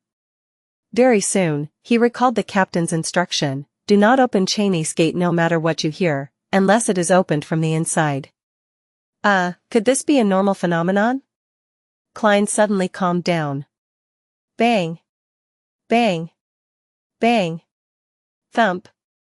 Thump. Thump. The commotion beyond the Cheney's gate grew in intensity, but the heavy black metal gates only shook. Otherwise, it didn't show any unusual signs. This is normal. I nearly died from the shock. Klein muttered, before he prepared to return to the duty room. Just then, he heard a sharp grinding noise. He looked at the heavy Cheney's gate bulging outwards as a crack appeared on its surface. Zing! In the jarring noise, Klein's almost fixed eyes saw a figure. Its height was about the length of a man's arm, and it was wearing a classic, black, miniaturized regal gown. There was an obvious stain on the gown. It had a not-so-exquisite face, black eyes, and tightly sealed lips. It was a cloth puppet, a toy cloth puppet. At that moment, when Klein was about to subconsciously raise his gun to take aim, the cloth puppet leaned heavily into the crack in Cheney's gate and unfurled the paper it was holding. There were many mysterious symbols on the paper, some that Klein knew and some that he had yet to learn. Together, they formed a vertical eye. Klein had yet to understand the situation when the regal-gowned puppet was suddenly dragged back by a shapeless force to the back of Cheney's gate. Creak. Cheney's gate closed once again, with no more knocking or pounding sounds. The basement regained its tranquility and silence as though nothing had happened. I have to inform Captain that Cheney's gate was opened from the inside. But it closed itself. At that moment, Klein's mental facilities returned to him as he felt alarm, fear, and doubt. A few seconds later, he recalled what the cloth puppet was. Since he was an official member of the Nighthawks, he was given the clearance to know about the Grade 3 sealed artifact sealed behind Cheney's gate. Number, 0625. Name, Misfortune Cloth Puppet. Danger Grade, 3, considerably dangerous. It has to be used carefully. It can only be applied for operations that require 3 or more people. Security classification, official Nighthawk member or above. Sealing method, only needs to be separated from humans. Description, the cloth puppet is wearing a regal gown which was popular in around the year 1300. The gown has a stain that is almost impossible to remove. It is uncertain if the stain was present from the very beginning. In a few tragic cases of individual family financial crises recorded in Tianjin, the police noticed the existence of the puppet. It was always placed in the children's bedroom, on the side table next to the bed. A few Nighthawks accepted the request and started an investigation on the puppet. The initial evaluation determined that it brought misfortune, causing people around it to be unlucky and find themselves in danger. Finally, they would die one after another. It only took 2 weeks for the tester to reach the brink of bankruptcy. The puppet isn't equipped with the capability to live. It doesn't have any inclinations of escaping the seal. Through extended periods of experimentation, we discovered that as long as one does not come within 10 meters of it for more than half an hour a day, one wouldn't be tainted with misfortune. If misfortune has befallen someone, the person will immediately have his situation turn for the better as long as the misfortune is transferred to another person. Appendix, the puppet first appeared in the house of an old lady, Tess, who lived in the lower street of Iron Cross Street. She was a toymaker.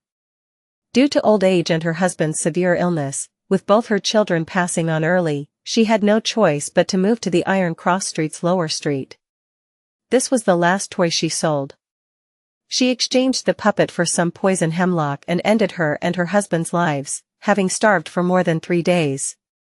As Klein recalled the information of sealed artifact 3-0625, he felt even more doubtful and horrified.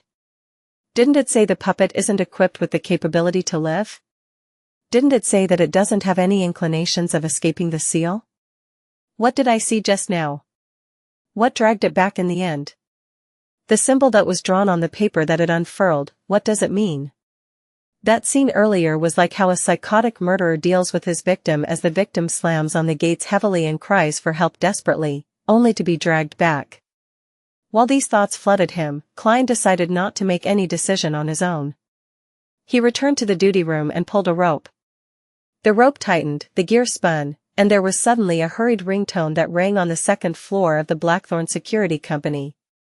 Leonard Mitchell and the other sleepless who were playing cards in the entertainment room immediately put down their poker cards and ran to the basement. The sound of running footsteps entered Klein's ears, calming him down as he stood at the entrance of the guard room. Leonard arrived first, holding a revolver. He asked in a solemn voice, "What happened?" Watching Leonard struggle to stop, Klein suddenly thought of something that Roseanne had mentioned in the past. 3 years ago, Leonard, who had just become a sleepless, tried to run down the flight of stairs despite not having adapted to the potion's power, causing him to fall and roll down. With a cough, Klein pointed at Cheney's gate and said, there was a knocking noise from the inside, which then became a loud slamming noise. Then the door was pushed open a little. Cheney's gate was pushed open, the short Kenley asked in shock. Yes, a slit was opened. Klein continued his description. He saw that Leonard, Kenley, and Royale had stopped approaching the guard room, instead forming an arc formation a few steps away, loosely surrounding Klein. He paused for a moment before asking, "Are you suspicious of me?" "No, it isn't suspicion. This is protocol." Kenley shook his head. In this tense atmosphere, Leonard maintained his flippant attitude, laughing as he added, "There have been incidents like this in other churches." The Beyonder guarding Cheney's gate lost control and pulled the bell before killing 2 teammates who came to help. All right. Klein no longer felt angry and aggrieved at being ostracized. Instead, he asked, "Then how should I prove that I haven't lost control?" Leonard wiped away his flippant smile and tapped his chest 4 times. With a hoarse voice, he recited softly, "Lacking clothes and food, they have no shelter in the cold. They are drenched by rains, and huddle around the rocks for lack of shelter. They are orphans snatched from the breast, hope lost on them, they are the poor that have been forced off the proper path. The Evernight did not forsake them, but bestowed them with love." The holy, yet pitiful prayer reverberated around the basement, making the bodies, hearts, and souls of everyone present feel purified and tranquil. Seeing Klein not display any abnormal reactions, Leonard stopped his recital and smiled. "There's no problem. You are still our trusted partner." Madame Royale, who had been quiet all this time, looked at Cheney's gate and asked, "What did you see when the gate was pushed open?" "I saw a misfortune cloth puppet, the one wearing the black classic regal gown, 3-0625, Klein replied, still a little fearful. But 3 seconds later, a formless power pulled it back and Cheney's gate was closed once again. "What's going on?" Leonard, Kenley, and Royale exchanged looks. "Heh, we are in the same boat as you. We don't know the true cause. But since Cheney's gate is closed once again and there's nothing unusual, we shouldn't enter it at this time. We have to wait till dawn for the captain." Royale calmly added, "I will wait here and guard the gate with you." "All right." Leonard moved his hand and gave a bantering laugh. "As the most powerful person here, I shall stay too. Kenley, return to the 2nd floor just in case the police department has an emergency case and cannot open the door." Kenley didn't say much, he just nodded immediately and left. Leonard glanced at Klein and Royale. "Perhaps we can continue our card game? It's best to have some sort of entertainment in circumstances like this, to relax." "No problem." Klein adjusted his revolver and put it back into his armpit holster. Royale didn't voice an opinion, but instead stroked her smooth, black hair as she entered the guard room. While playing Fighting the Landlord, no, Fighting Evil, Klein said casually, "Misfortune cloth puppet, I mean 3-0625, according to its description, isn't equipped with the capability to live." "Haha, 3 aces." Leonard showed his hand and replied with the same casual tone, "In the past 40 years, 3-0625 hasn't displayed any lifelike characteristics. We can first assume that the information is correct and make our assumptions based on that." "Pass." "You already have an idea?" Royale asked simply. As Klein hesitated to think about whether he should throw his 3 deuces, Leonard took a sip of his freshly brewed coffee and said, "Yes, since 3-0625 shouldn't have any lifelike characteristics, then its actions today must have been influenced by some other factor. This factor must also be rather recent, otherwise, we would have observed this phenomenon a long time ago. Has there been anything different about Cheney's gate over the last month?" Royale saw Klein toss his 3 deuces and pondered for a few seconds. "There is only one thing different. The Antigonus family's notebook and the sealed artifact 2-049 was stored behind Cheney's gate for a night." Leonard looked at the cards in his hand and as he tapped the table, he said with a smile, "If 2-049 can make the misfortune cloth puppet act abnormally, then something similar should have happened behind Backlund's Cheney's gate a long time ago." So I suspect that the problem lies with the Antigonus family's notebook. Klein thought for a moment and nodded. That is the most likely explanation. Leonard, I never expected you to be this good at deduction. Typically speaking, being a romantic poet and a person with excellent deductive skills was mutually exclusive. That's because he's recently into detective novels, Royale explained indifferently. 2 kings, a straight from 8 to king. Does no one want it? 3 SIXS and no more. Upon seeing this, Klein and Leonard fell silent. Having not been concentrating on the game, they forget something important. Royale was the evil in this round. Watching Royale cut the deck, Klein took the opportunity to ask, then what power pulled 3-0625 back? Leonard glanced at him and chuckled. Do you really think that the defensive mechanisms behind Chea's Gate only consists of the buried sealed chamber and a few elderly keepers?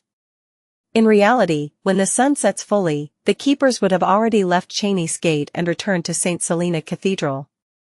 The power in the gate is strongest at night and is no longer safe for any living creature. The power only weakens when the sun rises again. That is also why the captain asked us not to enter Chea's Gate no matter what we hear. In other words, the captain had forgotten to tell me the reason. Klein thought for a bit before asking, defensive mechanisms such as nexus formations? Like magnified versions of amulets and charms? Yes. Royale nodded as she stroked the edge of her cards. There is a reason that Chea's gates are placed in the central cathedral of each city. The gate is maintained by the followers that go to these churches every day. Their sincere prayers allow a part of their spirituality to enter the nexus formations, and from small contributions comes abundance. I see. Klein nodded as he saw that he had a lousy hand.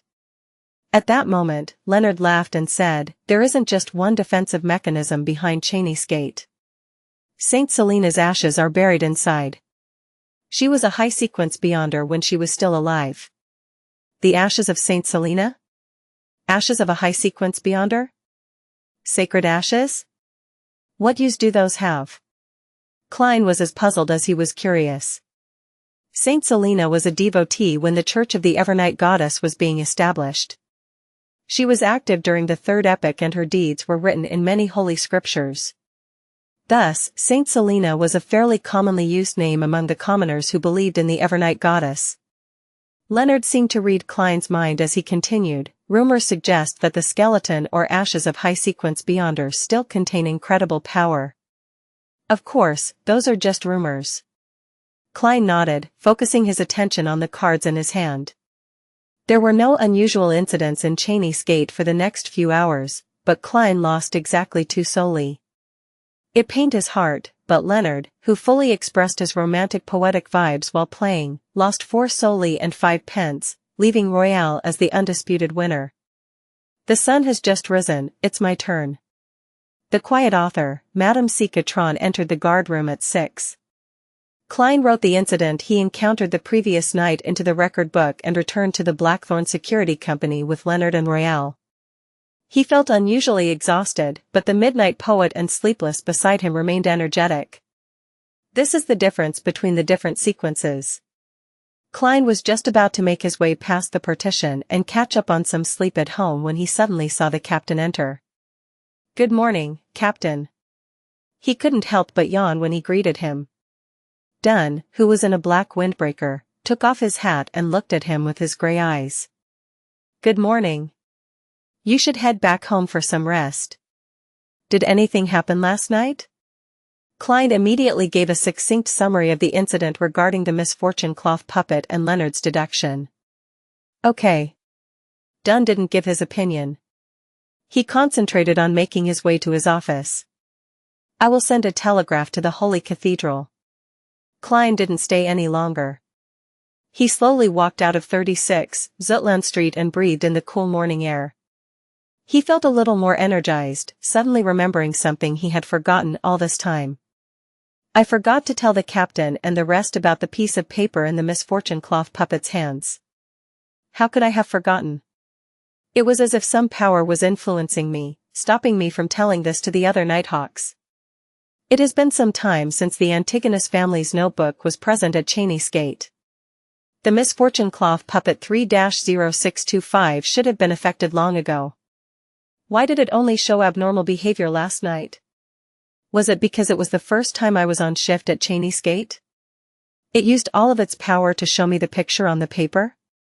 What is the motive of the Antigonus family's notebook? Has it got to do with my survival despite making contact with it? And that I became a seer? Many suspicions flashed through Klein's brain, rooting him to the spot. He was unsure if he should pretend that he didn't remember anything and make his way home to sleep, or head up and report it to the captain. After thinking for a while, Klein decided to return home to confirm something. He believed that if the misfortune cloth puppet hadn't intentionally shown him the picture on the paper, then the captain and the rest would definitely find traces in their follow-up investigations. It wouldn't matter much if he reported it or not. If it were the converse, it was something worth careful consideration. That was also what Klein wanted to confirm. He took the trackless public carriage to Daffodil Street. When he returned home, his brother Benson and his sister Melissa had yet to wake up, since it was Sunday. The living room was dark and quiet. Klein boiled a kettle of water, threw in some tea leaves, and drank it with wheat bread. Then he took his coat, hat, and cane towards the stairs. He subconsciously lightened his footsteps to avoid making any loud noises. Just as he got to the second floor, he saw the bathroom door suddenly open, and Melissa, who was wearing an old dress, came out with a sleepy face. "You're home." Melissa was rubbing her eyes sleepily. Klein covered his mouth and yawned. "Yeah, I need to crash. Don't wake me up before lunch." Melissa tersely acknowledged when she suddenly recalled something. "Benson and I are going to St. Selena Cathedral pray and attend Mass in the morning. Lunch might be slightly later." As not-so-devoted believers of the Evernight goddess, she and Benson went to the church once a fortnight, while Klein, who was a nighthawk, hadn't entered the church since the last time he was followed by the member of the secret order. "No, I'm at the cathedral every day, just that I'm in the cathedral's basement." Klein justified himself subconsciously. He was currently most worried that the goddess would abandon him as a fake believer. If his ritualistic magic didn't respond at crucial times, he would be in big trouble. But then, when one considers old Neil, the goddess is quite forgiving towards the Nighthawks. That's right. Klein comforted himself. His scattered thoughts flashed past him, and he looked at Melissa. He nodded and smiled. "No problem. I can sleep longer then." Walking past Melissa, he entered his bedroom and locked the door behind him. Immediately following that, he psyched himself up and took out the ritual dagger and created a sealed spirituality wall. He took 4 steps counterclockwise while reciting the incantation and withstood the chaotic roars before appearing above the gray fog. In the illusionary boundless world, he was the only living spirit sitting on the seat of honor at the long bronze table. For nearly a minute of silence, Klein conjured a piece of goatskin parchment and wrote down a divination incantation. The picture that the misfortune cloth puppet displayed. Although Klein had seen the mysterious picture on the paper clearly for a split moment last night, he only managed to remember the rough shape of the picture due to his anxiety. But that wasn't a problem for a seer. He could reproduce anything he remembered and had seen once. According to mysticism theory, one's spirituality could remember everything they had seen. As long as they possessed the appropriate method, they could reproduce the scene whenever they wished. Klein even felt that the theory that Spirit Medium Daily described regarding the psychology alchemists made sense. Human memory was merely islands that were exposed above the sea, it couldn't withstand much. Hence, a person's spiritual essence remembered most of the information and turned it into the subconscious, which formed the entire ocean. While spirituality itself, even if it wasn't the entire ocean, also included the entire sea region surrounding the island. After reciting the divination incantation, Klein leaned backwards and fell asleep through cogitation.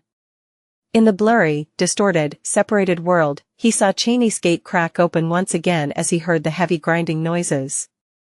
The puppet in the black classic regal gown leaned into the opening of the door and unfurled the paper that it was holding.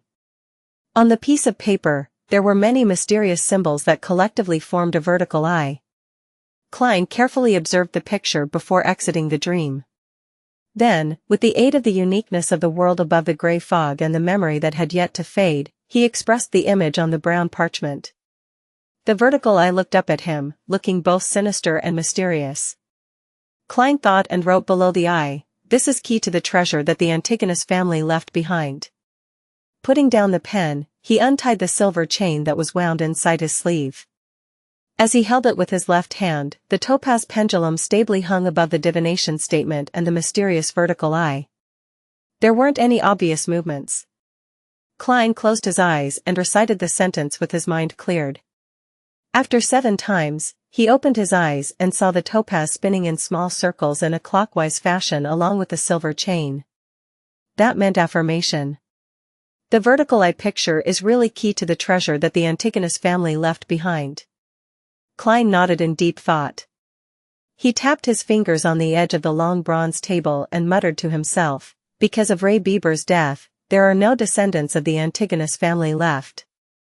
Hence, the notebook views me, the seer that interacted with it but remains alive, as its inheritor. It affected 3-0625 and left the key to the treasure with it, only to show it to me during my shift at Cheney's Gate? There doesn't seem to be any problem with the logic, but it still doesn't seem very convincing. How could the notebook be sure that there are no more descendants of the Antigonus family? And I am totally unrelated to that family. If I shared their bloodline, the original Klein wouldn't have committed suicide to begin with. It doesn't seem to matter if I tell this to the captain and the team. Let me look into this."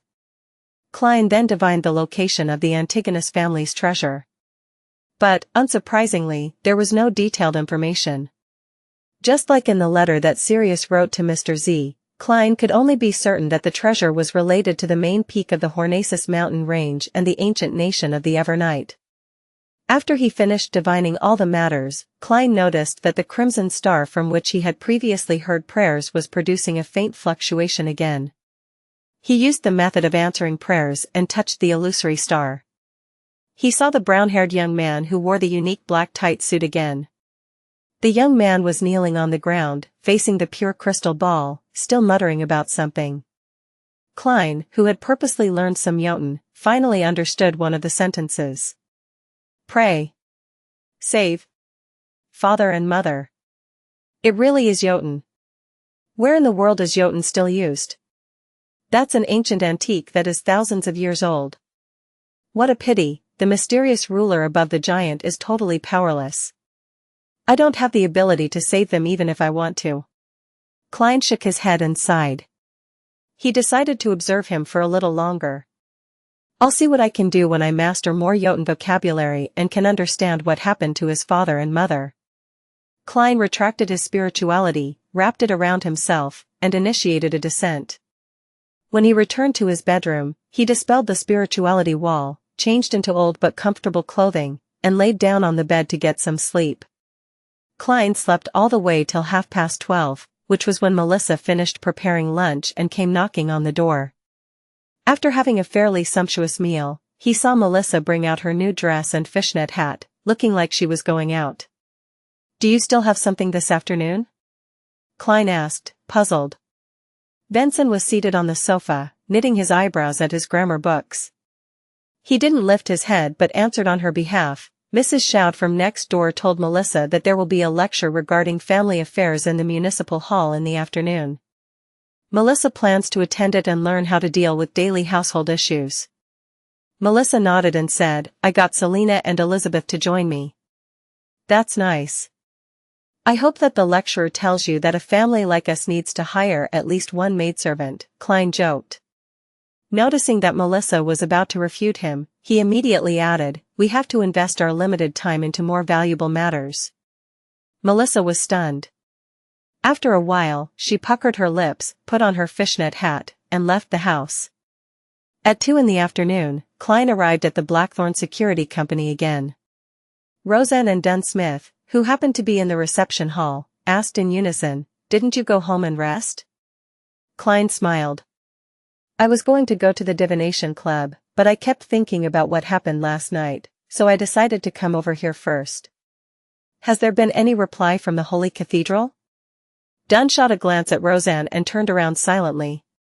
He walked past the partition and entered his office. Roseanne pulled her face at his back, then muttered angrily, "Seriously, Captain." "Well done." Klein complimented silently. He held back his laughter and followed Dunn into his office. Klein shut the door, and Dunn sniffed his smoking pipe before he said, "The Holy Cathedral has determined that the disturbance was because of the Antigonus family notebook, which they reclassified as a Grade 1 sealed artifact. It's a pity. That means that you no longer have the sufficient security clearance to read it. Grade 1. Highly dangerous. Only the ranks above bishops and Nighthawk team captains can know of the actual situation? That also means that Captain has no idea what's happening. Highly dangerous, no wonder." Klein felt regretful yet relaxed. Dunn gave him a glance and continued, "The Holy Cathedral told us to check if there are any other items behind Cheney's gate that were contaminated by the notebook. After verification, only 3-0625 was abnormal, and we have already changed its seal. Did you discover anything else?" Klein pretended to ask curiously. Dunn shook his head. "No." Klein nodded in thought. He didn't continue with the topic. After some small talk, he bade farewell and left for the Divination Club to continue his journey of digestion. In the municipal hall, the three best friends, Melissa, Selena, and Elizabeth, sat near the door, waiting for the lecture to begin. "If she delivers a bad lecture, we'll sneak out," Selena suggested excitedly. Elizabeth immediately agreed, "Let's go shopping at Harrods." Sometime later, the lecturer, who had relatively high cheekbones, walked up the wooden podium. She cleared her throat and said, "Good morning, kind, charitable ladies. I am Xaviera Hedda. What I am about to share with you today are my experiences in managing family expenses.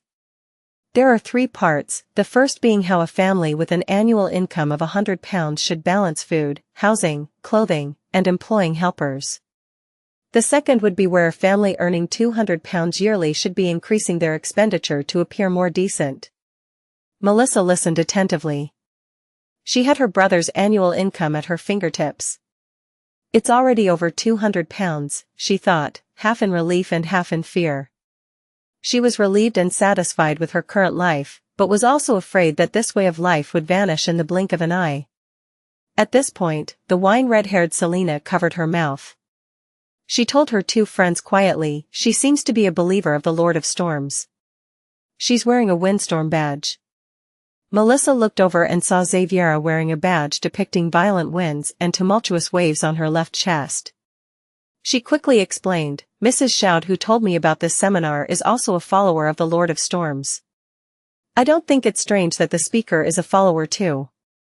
Yeah, I don't think there is a problem here. We are here to learn how to budget," Elizabeth concurred with Melissa.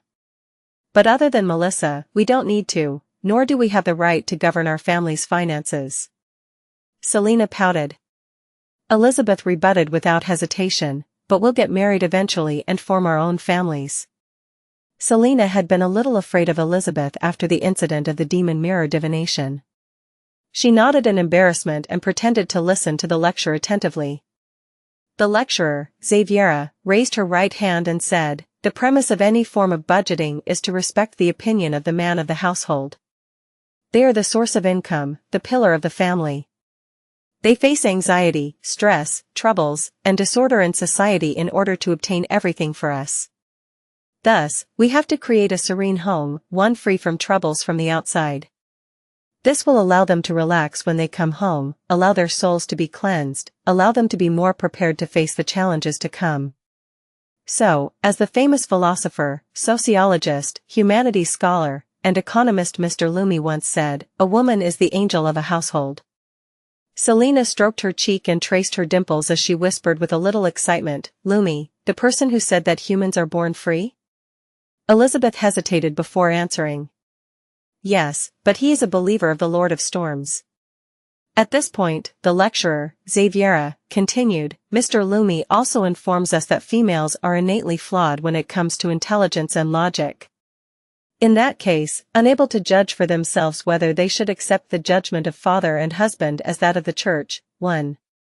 Melissa, Selena, and Elizabeth looked at each other, speechless, after hearing such a description. Let's go? Selena finally suggested. Melissa and Elizabeth nodded. All right. They took their veiled hats and bent over, sneaking over to the side door in an attempt to leave without attracting any attention. When they cautiously arrived outside and could finally stand up straight, they suddenly heard a burst of applause coming from the small hall. Melissa instinctively looked back into the hall. She saw Mrs. Shoud, as well as many other ladies, clapping. Phew! Praise the lady! Melissa exhaled. She left the uncomfortable place together with Selena and Elizabeth. Shall we go to Harrods? Selena suggested as she stood under a tree. She had already forgotten about what had just happened. Melissa fell silent for a few seconds before saying, I plan on returning home to study. Study? Selena fiddled with her wine-red hair, as if she had returned to her regular life. Also, I have to buy bread, beef, potatoes, and fruits. Klein needs to work today. Benson went to the municipal library. So, yeah, I have to go back.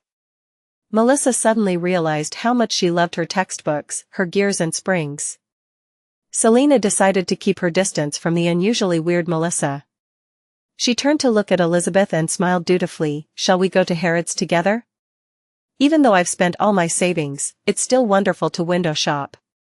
Sure. Elizabeth accepted the suggestion, then asked casually, Melissa, does your brother, Klein, have to work on Sundays? Yes, he rests on Mondays, different from ordinary jobs. Melissa unknowingly raised her head slightly. After leaving the Blackthorn Security Company, Klein took a public carriage to House Street. He tried his hardest to suppress his emotions, to not think about the issue of the Antigonus family's treasure. He tried to focus his attention back onto the matter of acting. It was important to fully digest the potion as soon as possible. Improving himself was extremely important no matter when it was. Acting as a seer, I'm not professional enough. The fortune tellers back in the Footaholic Empire had to go through the almanac all the time before they accomplished anything. Klein held his cane as he sat inside a carriage. He had decided to divine if it was beneficial for him to travel to the divination club today. That was more befitting of a seer. As he was getting off the carriage, Klein took out a halfpence coin. His field of vision narrowed, his pupils becoming darker as he silently recited, It is suitable to head to the divination club today. It is suitable to head to the divination club today. Dang. Klein flicked the coin up. He didn't look at the rotation of the coin, calmly extending his hand instead. Thunk. The halfpence landed in the middle of his palm. This time, the number 1/2 was facing up. With the number facing up, that means that I would encounter an unfortunate incident at the divination club today. Klein thought for a moment before he turned to the opposite side of the street. He waited for the public carriage that was headed for Daffodil Street. He felt more and more like a charlatan. House Street, at the entrance to Harrods department store. Selena was just about to enter the building when she suddenly froze and looked to the side. Did something happen? Elizabeth asked, puzzled. Selena puffed her cheeks and said, Elizabeth, I thought about my mysticism teacher, Mr. Vincent. He passed away just like that, the morning after my birthday. Could it be because I peeked and used his secret incantations? I've always felt guilty and uneasy because of this. Besides, I've been rather unlucky recently. So? Elizabeth asked quietly. Selena bit her lips and said, I wish to do a divination at the divination club over there and see if Mr. Vincent's death had anything to do with me. From what happened at my birthday banquet. I have this nagging feeling that Elizabeth is hiding something from me. I remember the back of the man in a tuxedo. Can't you divine it yourself? Elizabeth asked in surprise. Selena sighed, imitating her father.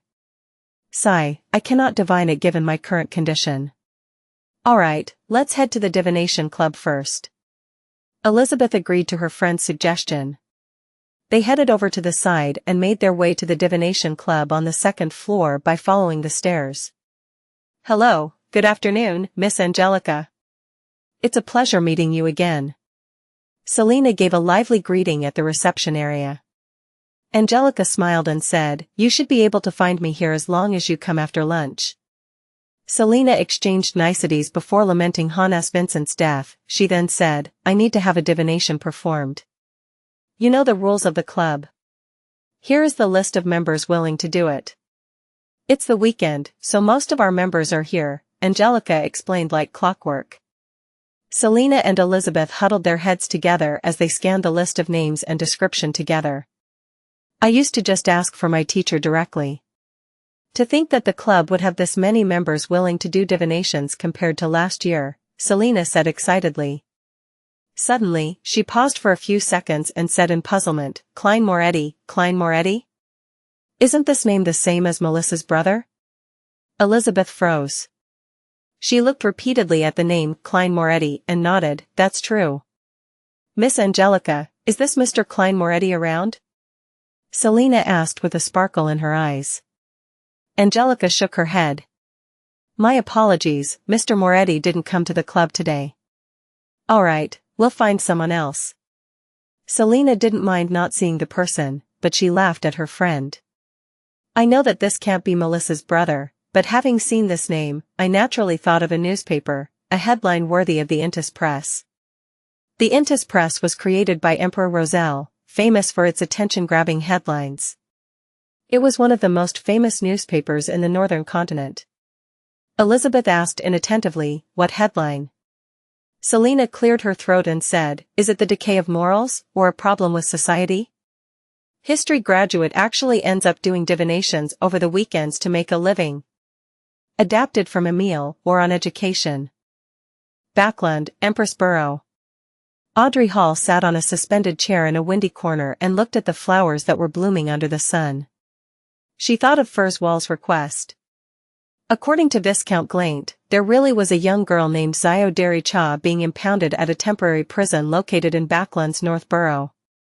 She was charged with grievous assault against a decent gentleman due to a financial conflict. She caused the man to be bedridden, and he might not be able to stand on his feet ever again. Regarding that, Furz's explanation was that the gentleman wasn't a nice person but the head of a gang in Backland's East Borough. He made a living by being in usury. The cause of the incident was when one of the borrowers found out that the interest was several times higher than he expected, so much so that it was impossible to return the amount of money even after he bankrupted himself. When his discussion with the gentleman ended fruitless, he found the famous intermediator, Xiao Dari Chea, hoping that she could persuade the other party to waive the unreasonable portion of the loan. That gentleman didn't respond well to Xiao Dari Chea's attempts at arbitration, and even threatened to capture the borrower's wife and children that night. Hence, Xiao Dari Chea switched tactics and chose to use physical means. Accidentally, she caused severe damage to the man. Viscount Glaint investigated the matter and confirmed that Furzwall was telling the truth. He also confirmed that the gangster had lost control of his underlings. Moreover, after a midnight visit by someone, the borrower's debts were waived. A statement was sent to the prosecutor to plead mercy for Xiao Dari Chea. However, an assault case of such severity wasn't dropped even when the victim decided not to pursue a trial. Glaint wished to solve the problem through normal means. He sent people to talk to lawyers that he was familiar with, but they were only confident of winning a lighter sentence, but it would be very difficult to acquit her from the crime unless she obtains a medical certification stating that she is mentally incompetent or mentally undeveloped.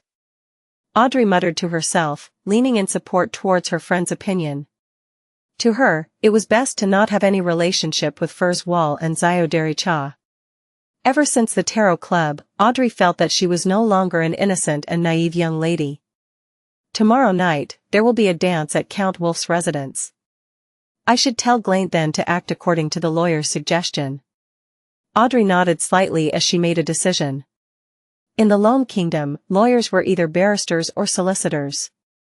The latter didn't need to be involved in court affairs, and were responsible for gathering evidence, talking to the parties involved, setting up wills on their clients' behalf, supervising property allocation, and providing legal consultation. Of course, they could also represent their clients to attend the most basic magistrate court and defend simple cases. Barristers, on the other hand, were responsible for researching evidence and defending their clients in court. According to the Lone Kingdom's laws, they had to maintain an objective attitude so they couldn't make direct contact with the litigant. They could only communicate with them through their assistants, who were solicitors, to gain complete understanding of the situation. They were all true law experts who possessed outstanding communication skills and were skilled in debate. The relaxed Audrey observed the colorful flowers outside while hidden in the darkness when she recalled something. Medical certification stating she was mentally incompetent. Psychiatrist. If the psychology alchemists have grasped acting, does that mean that they can be found amongst psychiatrists? Audrey felt that her train of thought was on the correct path, and her eyes shimmered like a lustrous gemstone. Just then, she saw her golden retriever, Susie, sneak behind the flower bushes, to a spot where only the gardener would be able to reach. Susie. What is she doing? Audrey hid in the shadows and looked in a daze. The golden retriever's sense of smell seemed to be confused by the flowers all around her that she failed to notice her owner behind her. She opened her mouth and produced sounds that was akin to one's exercising of their voice. Then, it caused the surrounding air to vibrate into words that were jerky and unmellow. Hello. How are you? Audrey's mouth widened as she completely forgot about the etiquette an elegant lady should have. She couldn't believe the scene before her and the stiff voice that she had just heard. She suddenly stood up and asked, Susie, you can talk? When did you learn how to talk? The golden retriever jumped in fright as she turned around to look at her owner. She shook her tail nervously and very quickly. She opened and closed her mouth a few times, vibrating the surrounding air. I don't know how to explain. I am a dog, after all. Upon hearing that, Audrey was suddenly at a loss for words. Monday morning, Klein followed his plan to revise and consolidate his mysticism knowledge. Then, he took the public carriage to Chea University. He wanted to increase his interactions with Mr. Azik and find out exactly what he knew. In the 3-story gray building of the history department, Klein and his teacher, Cohen Quinton, chatted for a while and exchanged their information regarding the historical ruins on the main peak of the Hornacis mountain range. Having not learned anything new, he seized the opportunity to enter the office diagonally opposite when his mentor left to handle certain matters. He then walked over to Azik's desk. The lecturer had stayed behind to take care of some matters. Mr. Azik, can I have a chat with you? He asked the man with the tanned skin, gentle facial features, and the small mole below his right ear. He took off his hat and bowed. With eyes that seemed to have seen the vicissitudes of life, Azik tidied his books and replied, Sure, let's take a walk by the Chea banks. All right. Klein held his cane and followed him out of the 3-story gray building. Along the way, they maintained their silence. Neither of them spoke. When the flowing river water entered their vision and there were no teachers or students passing by, Azik suddenly stopped in his tracks. He turned his body halfway, faced Klein, and asked, Is there something I can help you with? Klein remained silent for a long while, thinking of several tactful ways of asking his questions, but he gave up on all of them. Therefore, he spoke frankly and directly asked, Mr. Azik, you are a trustworthy person, a respectable gentleman. I would like to know what you can see in me, or should I say, what do you know? I am referring to the previous incident when you said that there was something disharmonious in my fate. Azik put down his cane and sighed as he laughed. I never expected you to be so straightforward. I'm quite at a loss how to answer you. To be frank, disharmony in your fate was the only thing that I could see. Other than that, I don't know any more than you do. Klein hesitated and asked, But how could you tell? I don't believe that this was derived from divination. Azik looked sideways towards the Chea River. His intonation was tainted with some bleakness. No, Klein, you don't understand. divination can reach that kind of level. It only depends on the person doing the divination. Of course, my divination was merely an excuse. Some people are special. They are born with some strange ability. I think I am someone like that. You think? Klein acutely caught the word that the other man used. Yes, I am not sure if I was born with it. Perhaps, the price of my ability is to forget myself, to forget my past, to forget my parents. Azik's eyes were clouded with melancholy as he looked at the river. Klein was increasingly confused. Forget the past? Azik smiled without any humor. Before I entered the Backland University's history department, I lost most of my memory. I only remembered my name and some basic knowledge. Luckily, I still had my identification documents. Otherwise, I probably would have ended up homeless.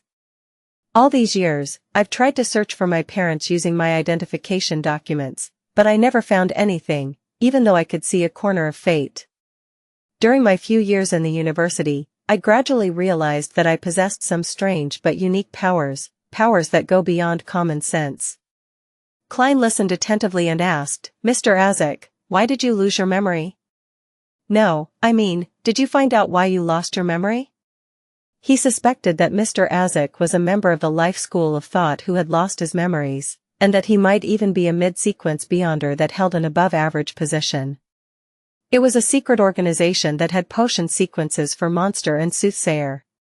It was an organization that was mainly passed down through master-disciple relationships. Azik shook his head vigorously. No, it felt like I just had slept. I've forgotten everything that happened in the past. He walked forward a few steps with his cane in his hand. He spoke as he walked. After I left Backland, I started dreaming. I dreamed about a lot of strange things. Dreams? I am good at interpreting dreams. The conversation was entering Klein's domain of expertise as he immediately asked, what kind of dream? Azik let out a muffled laugh and said, many different kinds of dreams. Sometimes, I would dream of the internals of a dark mausoleum. I would dream of ancient coffins with corpses in them. They would have white feathers growing out from their backs. Sometimes, I would dream of myself being a knight covered in armor, holding a 3-meter-long spear while charging towards the enemy. Sometimes, I dream of myself as a feudal lord, having a rich and fertile fief, with a beautiful wife and 3 children. Sometimes, I dream of myself as a tramp, walking on a muddy road in the rain, feeling cold and hungry. Sometimes, I dream of myself having a daughter, a different daughter than the previous children. She would have long smooth black hair, and she enjoys sitting on the swing that I made. She always asks for sweets from me. Sometimes, I dream of myself standing next to the gallows, looking towards a dead body hanging up there coldly. Listening to Azik raving like a madman, Klein suddenly realized that he couldn't interpret the dreams because his various dreams symbolized opposite, contradictory things. Azik retracted his gaze as his voice no longer sounded ethereal. The Fainapotter kingdom in the south believes in Mother Earth, and the Church of Mother Earth promotes a belief. They believe that every life is a plant, absorbing the nutrients from the earth. Growing slowly, prospering, and withering. When they wither, these leaves fall to the earth and return to the mother's embrace. In the coming year, they grow again. They would blossom then wither, year after year. Life is as such, one life after another. Sometimes, I am very willing to believe in this concept. I believe because of my uniqueness, I can dream of previous lives, and the lives before that. At this point, he looked at Klein and said with a sigh, I haven't mentioned any of this to Cohen before. The reason I'm telling you is because Azik paused and smiled. I apologize. My description earlier was not precise enough. The disharmony in your fate is not the only thing that I could see. I can also see another thing. Klein, you are not an ordinary person anymore. You possess an extraordinary, strange power, one very similar to mine. Mr. Azik can tell that I'm a beyonder? His ability is truly powerful. Klein froze for a moment before he gave an honest reply. Yes. He thought for a while before adding, because of what happened to Welch and Nigh. It's as I thought. Azik sighed. There were two people with extraordinary powers amongst the group of police that came to question me and Cohen. It was probably Captain and Leonard. They were in charge of Welch's case. Klein nodded slightly, not interrupting Azik. Azik raised his cane and said, "You should have entered their circle. I hope that you can help me search for clues of my origin. You do not need to go out of your way to do it, just note it down if you find any clues." Upon saying that, Azik wore a bitter smile. "I don't know any other person with extraordinary powers. You cannot imagine what emotions a man without a past has. You are like a boat floating in a vast ocean. The most terrifying thing is not facing a storm, but not being able to find a harbor. The inability to navigate to shore. All you can do is take on disaster after disaster, with no end in sight, never to feel peace and safety. No, Mr. Azik, I know how it feels, for I am in a similar position. Fortunately for me, I have the memory fragments of the original Klein, as well as Melissa and Benson." Klein answered silently before he asked, "Mr. Azik, why didn't you join a similar group when you possess such magical ability and search for clues yourself?" Azik looked into Klein's eyes and let out a self-deprecating smile. "Because I'm afraid. I'm afraid of death." He sighed and continued, "I have gotten used to life like this. I like my life. I don't have the courage to take that risk, so I can count on you." Klein didn't say any more. He promised, "I'll pay special attention if I come across any clues." "All right, we should return to the office. Let's have lunch together with Cohen when he's done with work. Do you remember? The East Balham restaurant in the university is quite good." "Heh, my treat." Azik lifted his cane and pointed to a direction. "My apologies, I really have no memories of that.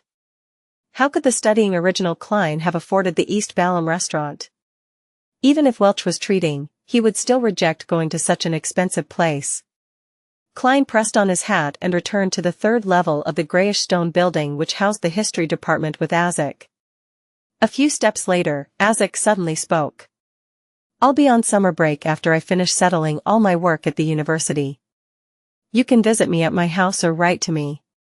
Klein nodded and said casually, "Mr. Azik, I thought that you would head to Desi Bay for a vacation." "No, it is too hot in the south right now. I don't like the so-called sunbathing. Look at my skin color, it tans easily. I'd rather head to the winter county, to the north of the Fasak Empire to ski, sightsee, or hunt seals." Azik, who had a copper skin tone, smiled as he replied, "I would too." Klein, who had just joined the Nighthawks, revealed a look of envy. After lunch, Klein returned home and took a nap before beginning his revision and study of charms and amulets. He hoped to grasp them quickly to create objects that could at least be used in battle and help him. When it was approaching 3 in the afternoon, Klein packed his stuff and sealed the room with a wall of spirituality. In the majestic divine hall above the gray fog sat a long, ancient mottled table. Klein sat at the seat of honor, his face enveloped by the thick fog. He looked at the still obscured Justice and the Hanged Man as they appeared at their designated seats. Miss Justice's emotions doesn't seem too stable. Worry, unease, and a little lost. Klein observed the only female member of the Tarot Club with his spirit vision. Words couldn't describe Audrey Hall's emotions. She was extremely shocked by Susie's sudden speech. She had imagined a future with herself as a great detective or famous psychologist bringing along her assistant Susie, but if that became the dog detective Susie bringing along her assistant Miss Audrey, then it would be a little. No, not a little, it would be straight up weird. It leaves me lost. Audrey suddenly sat up straight. She wanted to request for Mr. Fool's and the Hanged Man's help. But she swallowed the words she was about to say. How should I ask this? What should I do if my pet is abnormal? How should I interact with a pet that can speak, one that has decent intelligence? No, this is the Tarot Club, not an experience sharing on pets. I bet that the good impression that the Hanged Man and Mr. Fool have of me would shatter if I ask those questions. Audrey's mind whirled. Finally, she organized her words and said, "Honorable Mr. Fool and Mr. Hanged Man, who has helped me all this time, I have a question to ask. What can a pet with beyonder powers do for its owner? In other words, how useful is it?" She had just said her piece when she noticed Mr. Fool and the Hanged Man slip into silence. The atmosphere became a little weird. Hey, say something, don't look at me with those eyes, I did nothing. Really, I was asking for a friend. Audrey wanted to burrow into a hole out of shame. She deeply regretted asking that question. Considering that she had previously asked what would happen if an ordinary animal consumed a sequence potion, did she share the potion she formulated with her pet? That seems like something only Miss Justice would do. I feel a little pathetic being the boss of a heretic cult with her as a member. Klein lifted his right hand and propped it against his forehead and pinched it twice without giving an answer. The hanged man Alger Wilson was silent for nearly 20 seconds before he replied in a strange tone, "That depends on what kind of beyonder powers the pet has. For example, if it's a spectator, then it can help you observe or listen in on certain occasions. As you know, most humans are wary of each other, but would never suspect that a pet would be eavesdropping on them, even if the pet was sitting right by their feet. It makes sense. Father would avoid me when discussing important matters with the nobles, cabinet members, and other ministers. They would often lock the door to the room. But if Susie could hide long enough to be locked in with them, then she wouldn't be chased away. Also, many ladies like to interact within private social circles." Audrey had a sparkle in her eyes as many thoughts welled in her mind. "Also, since Susie can speak now, she can tell me the content of the meetings directly. Susie is great. I have to treat you well. I have to teach you proper pronunciation and vocabulary. Should I teach Susie the aristocratic pronunciation or a more normal backland accent? Would other dogs pick up on where Susie comes from when they interact? Wait, why am I considering this? Susie wouldn't use human language when interacting with other dogs. Wait, Mr. Hanged Man, why did you use spectator as an example? See, could you have guessed what happened?" Audrey's expression changed. She regained her posture and smiled. "Mr. Fool, I found another page of Emperor Roselle's diary. I got this from Fur's wall." "Great, you have repaid what you owed," Klein replied in a good mood. "I am sorry, but there's not much content on this page of the diary." Audrey was conjuring the content she remembered onto the piece of goatskin. Klein raised his hand and made the goatskin parchment appear in his palm before saying, "That doesn't affect my promise. Furthermore, the parts of the diary you handed me previously had 2 pages. The pages collected by Justice and the Hanged Man were not originals. They were copied by researchers. Some would copy it on one page for recording purposes, while others kept the original look of the diary for convenience." Klein looked down at the few lines of text on the page. December 20th. A new year approaches, but the feedback I received is making me very confused and troubled.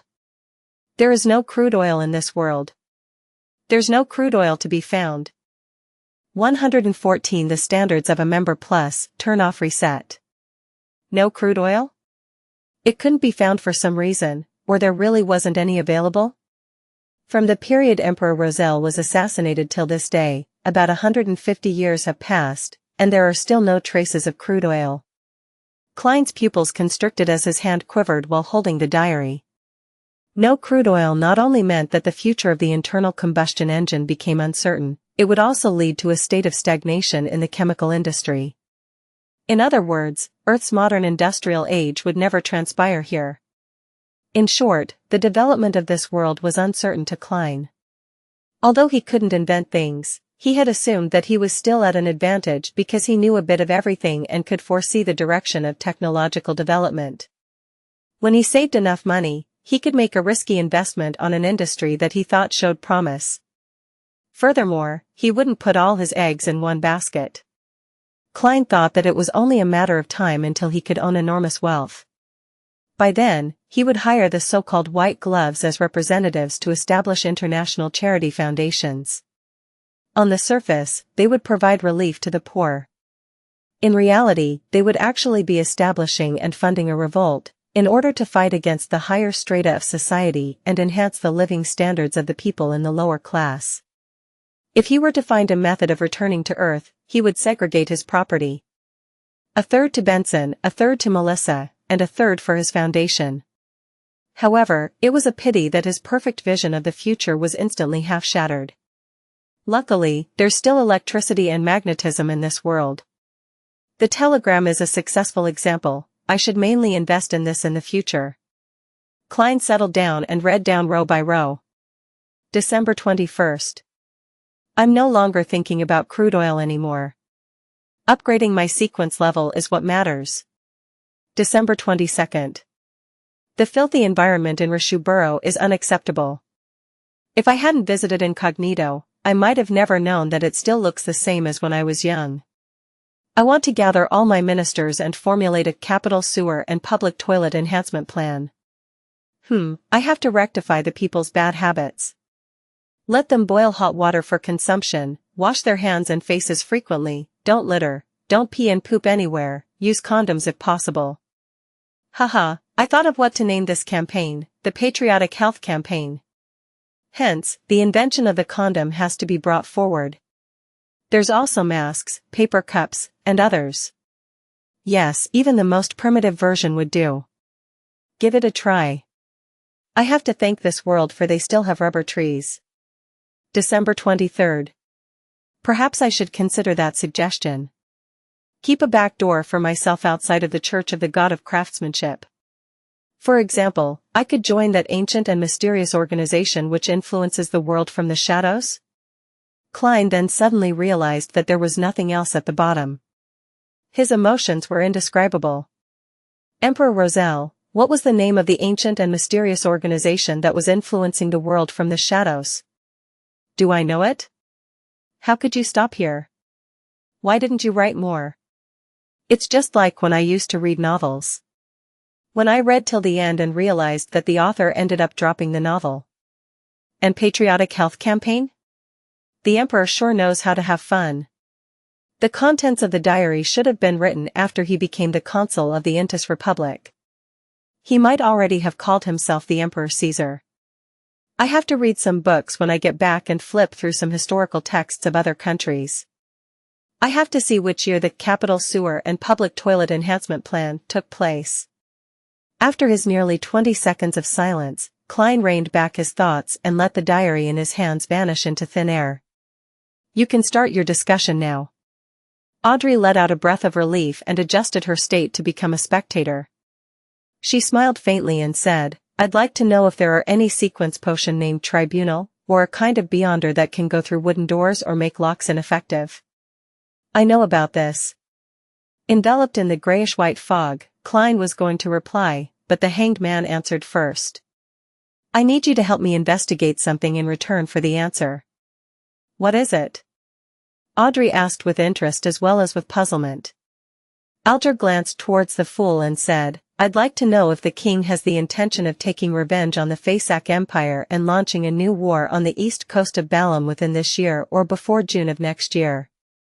The Tarot Club was currently using the Lone language, which was confirmed by the trio's accents at the first gathering.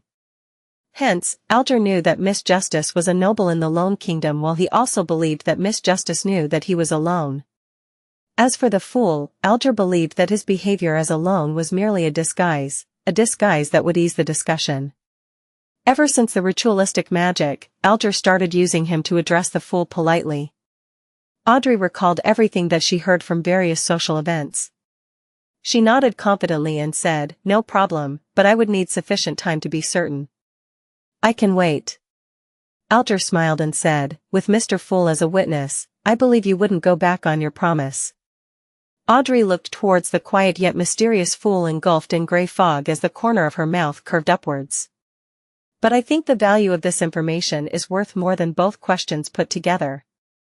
When you confirm the answer, I'll provide compensation depending on the situation, Alger replied with an answer he prepared beforehand. Miss Justice, Mr. Hanged Man, do you need virtual currency to determine value?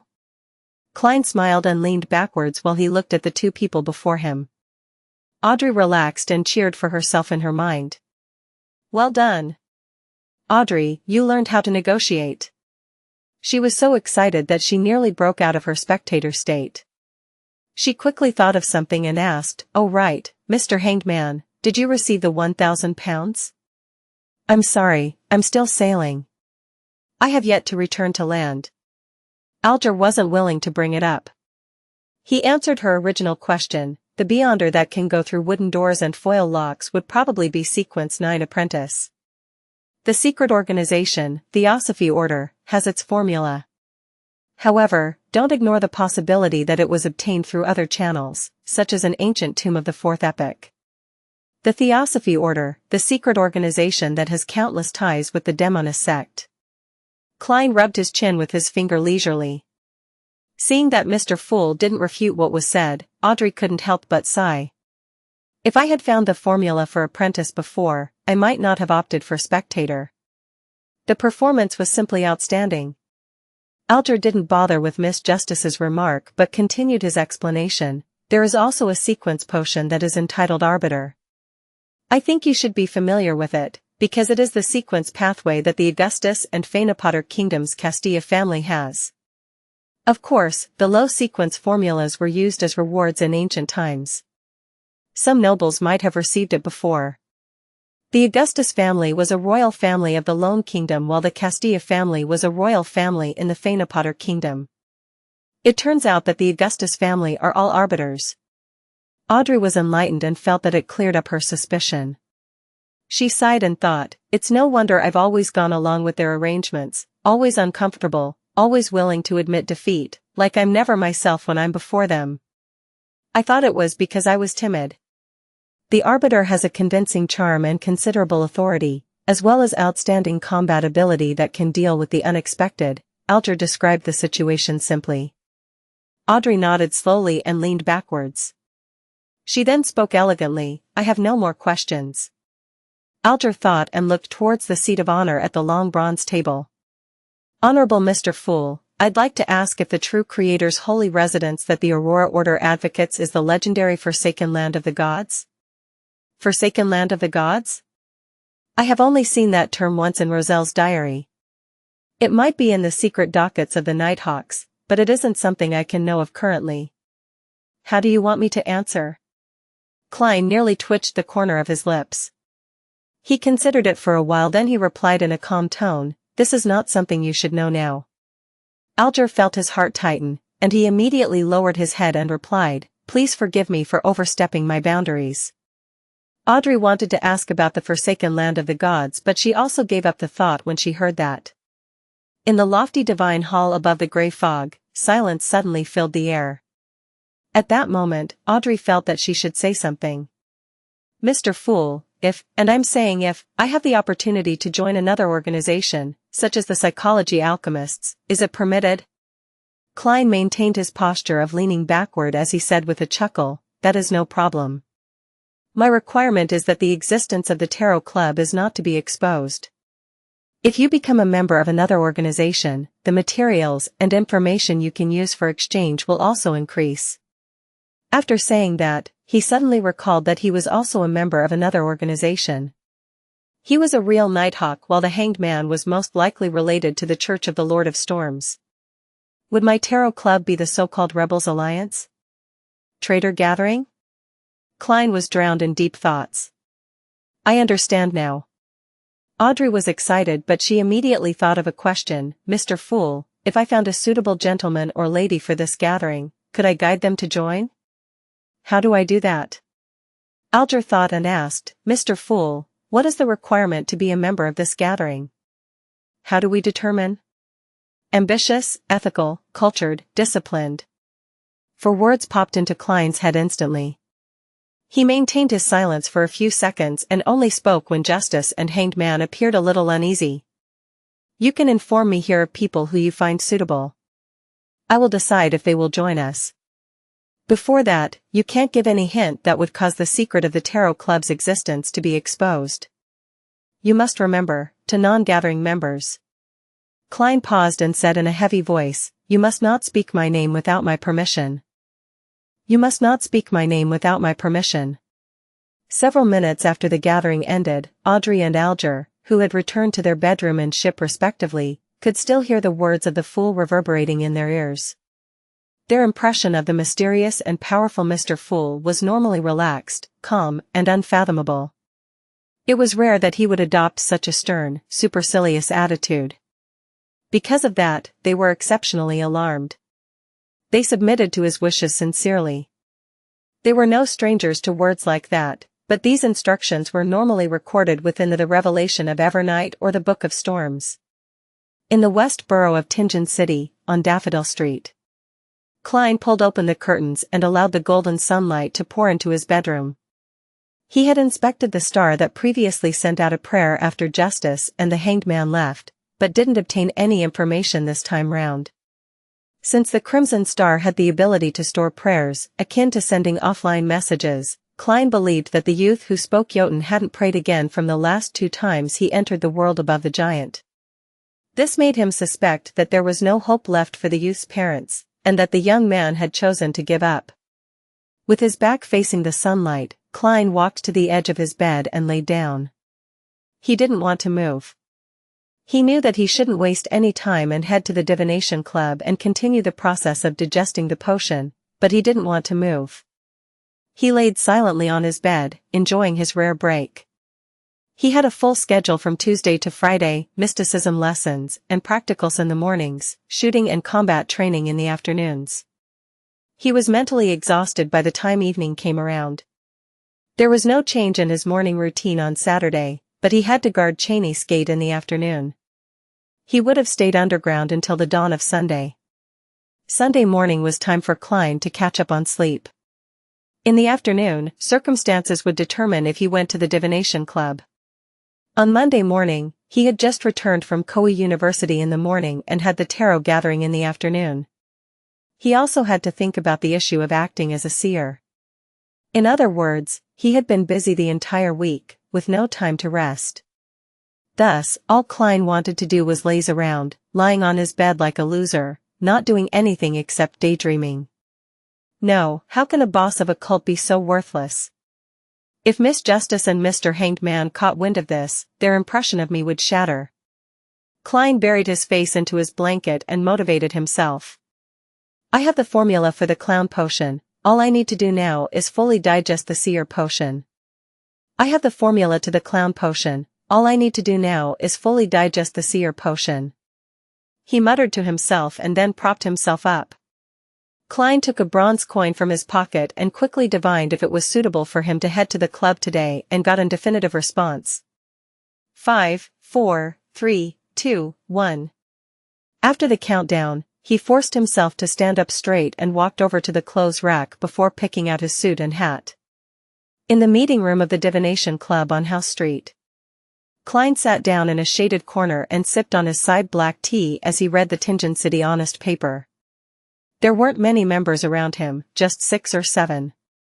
Just as he was laughing at the grammatical mistake used in a job advertisement, he saw a monocled Glassy walk in with a silk top hat in his hand. There was a blue-dressed lady in her 30s beside him. The lady had curved eyebrows and large yet dull eyes. In her left hand, she was carrying an Intis hat decorated with the feathers of a black swan. That hat is ridiculous. Wouldn't her neck be sore wearing that? Klein noted to himself. He looked over and massaged his glabella, as if alleviating his fatigue. Through his spirit vision, he noticed that Glassy and the lady were both healthy, but were anxious, angry, and flustered. Good afternoon, Glassy. That Mr. Lanevus wasn't a trustworthy fellow, was he? Klein asked with a smile, remaining seated. Glassy had asked him for a divination about investing in Lanevus's steel company. Glassy had obtained a negative suggestion. But noticing his indecisiveness, Klein believed that he had taken the risk anyway. Klein hoped the man hadn't invested everything he had. Thus, Klein immediately made the association and judgment when he saw the colors of his emotions. Glassy froze for a moment, then let out a bitter smile. I truly regret not listening to the suggestion you divined for me. This is the second time I'm saying something like that, let's hope, no, I believe that there will not be a third time. He turned his head and looked at the lady with some wrinkles. Madam Christina, look, Mr. Moretti had already guessed our motive for coming here without us even speaking. He is the most magical fortune-teller I have ever seen. I'm more than willing to describe him as a seer. Good afternoon, Mr. Moretti. We have come here precisely because of Lanevus. Christina gave a simple bow, clearly anxious and flustered. Shall we head to Topaz? Glassy was more collected. He pointed to the door of the meeting room with his chin. Klein laughed as he got up. This is the job of a fortune-teller. He followed the path to the empty Topaz room. Glassy locked the wooden door and walked to his seat while sighing.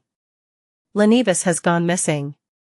He gave the excuse of going to the Civilized County to oversee the excavation and left Tingen, never to return. We sent someone to look for him via steam locomotive and discovered that the large-scale steel mine he spoke of only existed on the map. Luckily for me, I recalled your advice and only invested a third of what I initially intended to invest. Otherwise, I would have lost my family and my life. Klein's pupils were darker than usual when he looked at the two people in front of him. He asked, a little curious, before making such a major financial decision, wouldn't you choose a representative and ascertain if whatever he said was true at the Hornaces mountain range in the Civilized County? Christina responded quickly, our representative was fooled by the people Lanevus employed, the place he rented, and the land that was fenced off. Klein didn't question them any further. He maintained his attitude of a seer and asked, what do you wish to divine today? We wish to see if this is salvageable or not, Christina said as she looked at Glassy. Klein took a piece of paper and a fountain pen. Then let us do an astrolabe divination. I'll ask, and you'll answer. Between the questions, Klein marked out the thunderous constellation and the corresponding symbols of various situations before completing the astrolabe. He used more elements in his astrolabe than an ordinary person would have. The method he was going to use to interpret the astrolabe was going to bring him closer to the truth. Madam, sir, you are now at a crossroad. If you don't restrain yourselves and succumb to your greed and anxiety, you will fall further into the abyss, never being able to free yourselves. But if you can be patient and wait persistently without being greedy, then there will be an opportunity of you seeing the sunlight. Klein said, his tone unhurried. I understand. Christina nodded. She thought for a moment before saying, Mr. Moretti, can you divine Lanevus's whereabouts? No, I don't think so. The information Lanevus left behind is most likely fake, even his name might not be real. How can I divine anything? Unless you can give me very specific details, or an item he carries with him all the time, Klein replied truthfully. Christina fell silent for a moment before pushing a one-solely note toward Klein. I have heard from Glassy that you are a true seer, who is respectful and fearful of fate and not greedy for money. You can think of the rest as tips that I am giving to the club. Thank you for your confidence in me. She stood up and bade farewell before leaving quickly. Not greedy for money. No, I am a materialistic man. Klein was regretting his actions of acting as a charlatan. Seeing Christina leave, Glassy closed the door and asked, is there really no way? I told you the way just now. Klein smiled as he leaned back. Glassy sighed. Lanevus took off with over 10,000 pounds and his victims totaled over 100 people.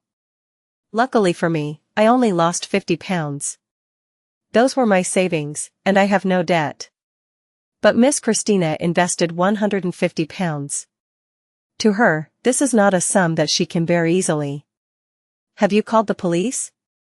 Klein suddenly felt anger towards the cheat after hearing the sum of 10,000 pounds. One could be considered rich even in Backland with money like that.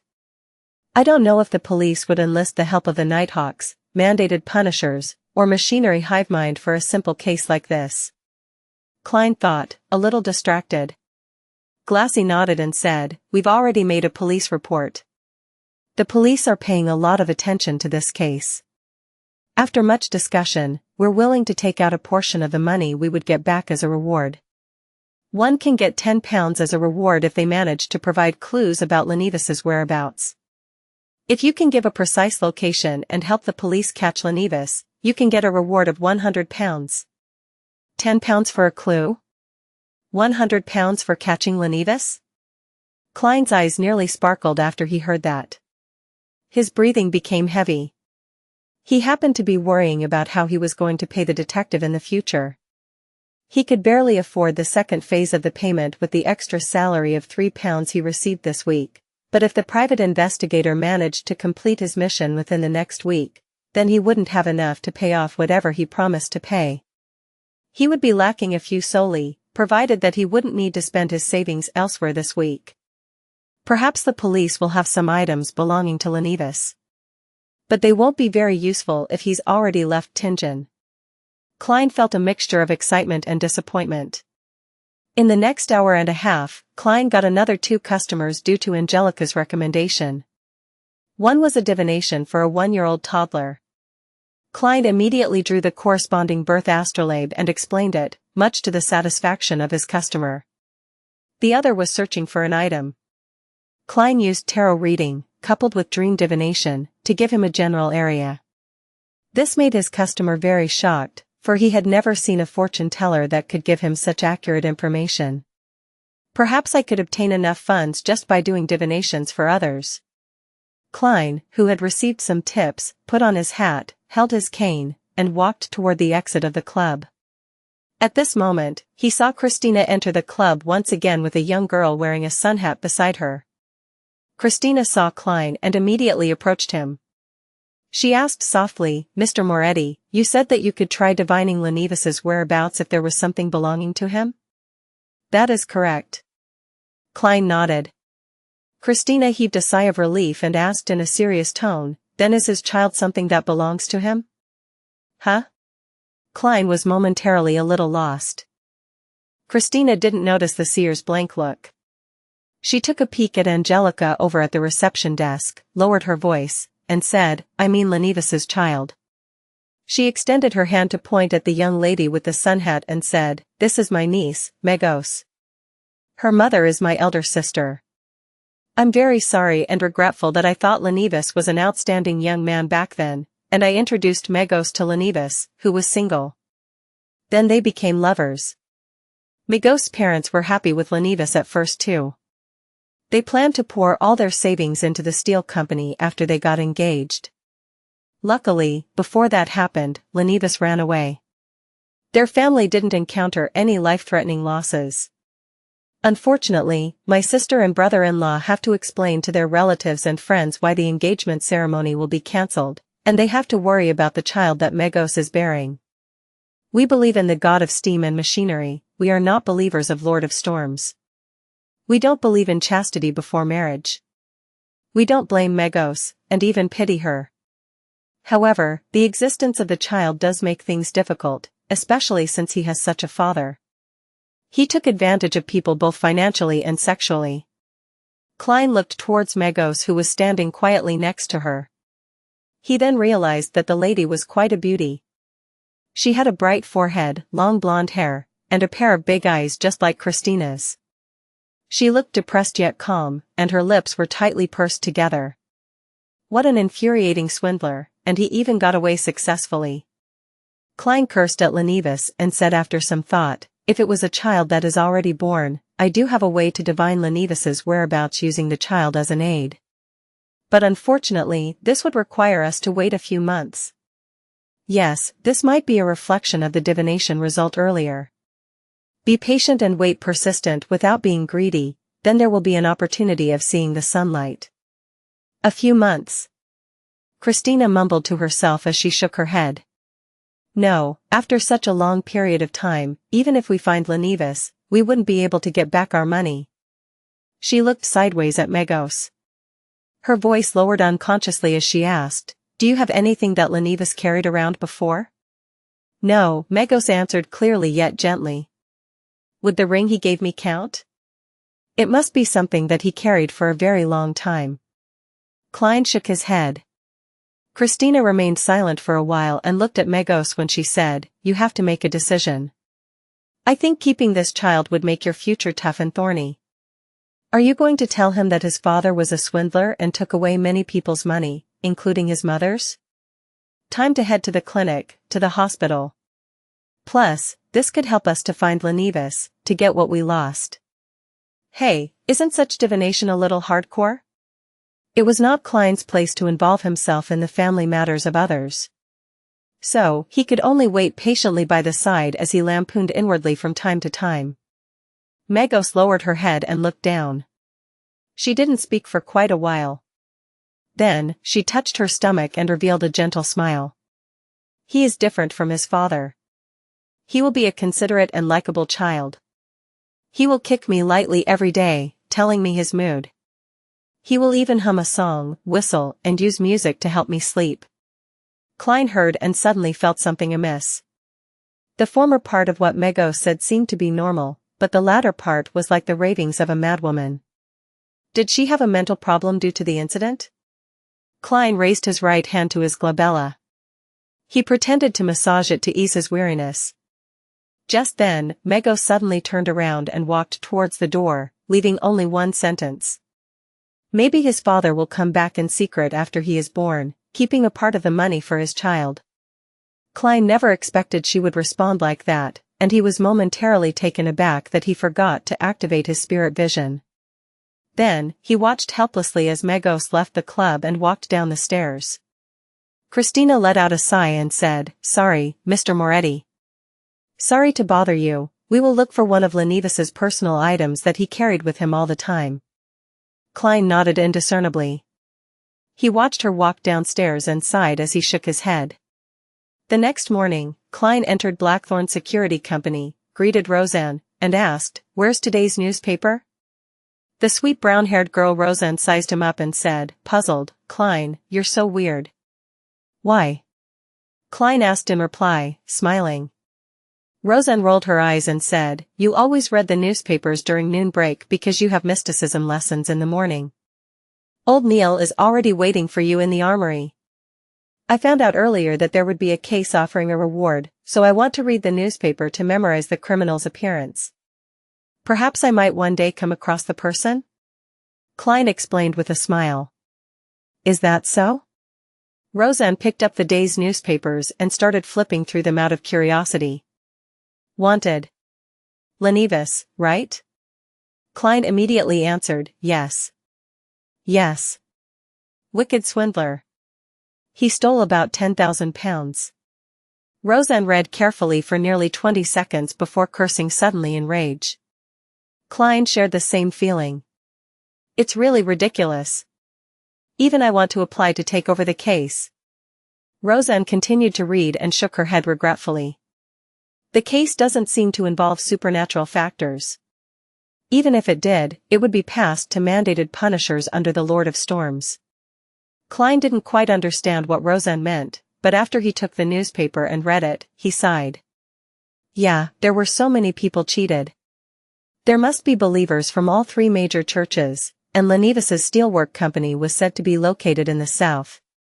If a case was related to supernatural factors and involved only the believer of one god, it would be passed to the corresponding team. However, if it involved believers of the Evernight goddess, Lord of Storms, and the god of steam and machinery, it would be assigned based on jurisdiction area. The Nighthawks controlled the Golden Indus Borough, the North Borough, and the West Borough. The mandated punishers controlled the East Borough, South Borough, and the port, while the machinery hivemind troop was responsible for the university and suburb areas. As he flipped through the newspapers, Klein memorized Lanevus's appearance. He had a plump forehead, black hair, brown eyes, and a pair of spectacles with almost round lenses. He smirked faintly, looking as though he was mocking everyone. Besides that pair of spectacles, Lanevus didn't seem to have any obvious traits, and looked really ordinary. He chatted with Roseanne casually, then passed through the partition, in preparation to head underground. Then, he saw the pale and cold corpse collector Fry and the white-haired black-eyed author Sika Tron exiting the entertainment room and turning towards him. After a simple greeting, Klein watched his two teammates leave and discovered Dunn Smith in a black windbreaker standing by the side of the door he opened. "There's a case?" Klein asked curiously. At that time of day, there wouldn't be two Nighthawks heading out together for no reason. Dunn looked over with his gray eyes. He nodded and smiled. "There seems to be a paranormal incident in West Borough." I've sent Sika and Fry to check on it, but you don't have to worry about that. Until you master combat techniques, I don't intend to send you on any missions. I have to take responsibility for my team members. Captain, you are such a nice person. Besides the receding hairline and bad memory, you are flawless. Klein complimented inwardly. He asked for confirmation, in other words, I only need to attend mysticism classes and combat training. I don't have to contribute anything, and I can still get my pay? This is only temporary, Dunn confirmed. I only need to attend classes and work out, and I'll get an ample paycheck. It's great just thinking about it. Klein thought happily. I hope there are no more coincidences. He prayed in silence. The days passed by peacefully until Friday. Klein completed his combat training and took a carriage back to Basic Street. Outside Henry's private detective company, he looked to the left and to the right. Confirmed that no one was watching him, he put on the gauze mask, lifted up the collar of his windbreaker, and quickly entered the stairway. Knocking on the door, Klein saw the middle-aged brawny man, Detective Henry, again. Good afternoon, sir. One of the cases that you entrusted us with is done. The deep blue-eyed Detective Henry spoke with a hoarse voice from drinking and smoking.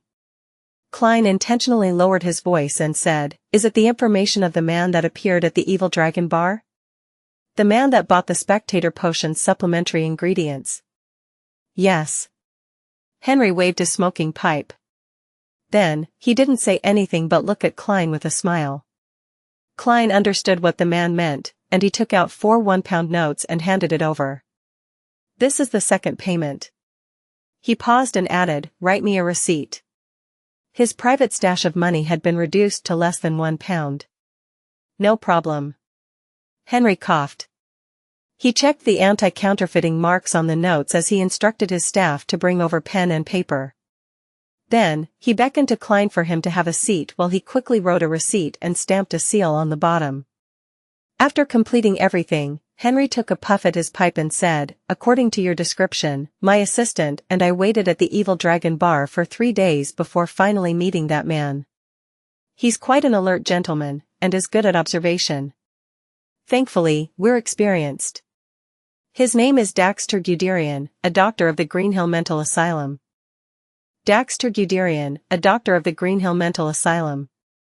Klein silently repeated what the detective had said and started to think about the ways he could interact with this doctor whom he suspected to be a spectator from the psychology alchemists. He didn't want to take too much of a risk on this matter.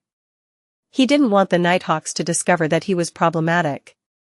He didn't want to lose the life he had now over a mere exchange of information and resources. Furthermore, this person was most probably a spectator. Anyone who hadn't undergone special training wouldn't be able to hide their motives and thoughts from a person like that. I'll get a proxy, making me appear a little more mysterious? No, the more people involved, the easier it is for there to be problems. Yes, perhaps I can hide the truth within the truth. I'll let that doctor know of my thoughts and feelings through my expression and body language, but not the whole truth. As Detective Henry described Daxter Guderian, Klein thought about what methods he could use to minimize risk without affecting the results he wanted. Slowly, he found inspiration in a detective film he had once seen. Well, I can try that, but I'll have to practice it repeatedly. Klein nodded inwardly before directing his full concentration on what Detective Henry had to say. Cough. Henry cleared his throat and said, We are still working on the request involving the red chimney. You should know that there are many buildings in Tingen that have similar characteristics.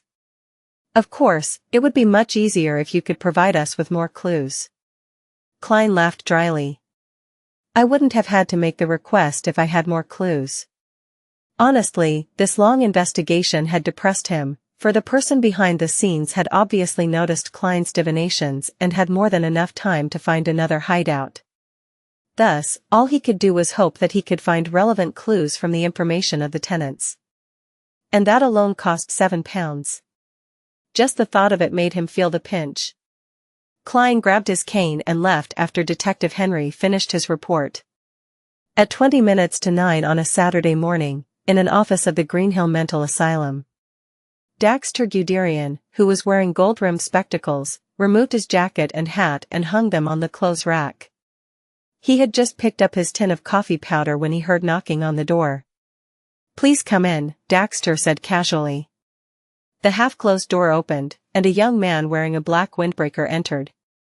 Daxter didn't recognize the person that walked in, so he asked, puzzled, "Good morning, you are?" Klein closed the door, took off his hat, and pressed it against his chest before bowing. "Good morning, Dr. Daxter, please forgive me for taking the liberty to visit without any warning. I am Probationary Inspector Klein Moretti of the Awa Police Department. These are my identification documents and badge." "Inspector?" Daxter muttered softly as he received Klein's identification documents and badge.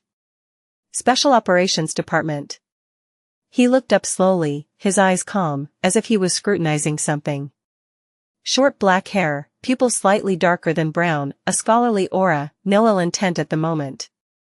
Daxter returned the items and pointed to the chair on the other side of the table. "Please have a seat, officer. How might I assist you?" Klein sat down and placed his cane to the side. He slowly put away his documents and badge, then smiled. "Please allow me to reintroduce myself.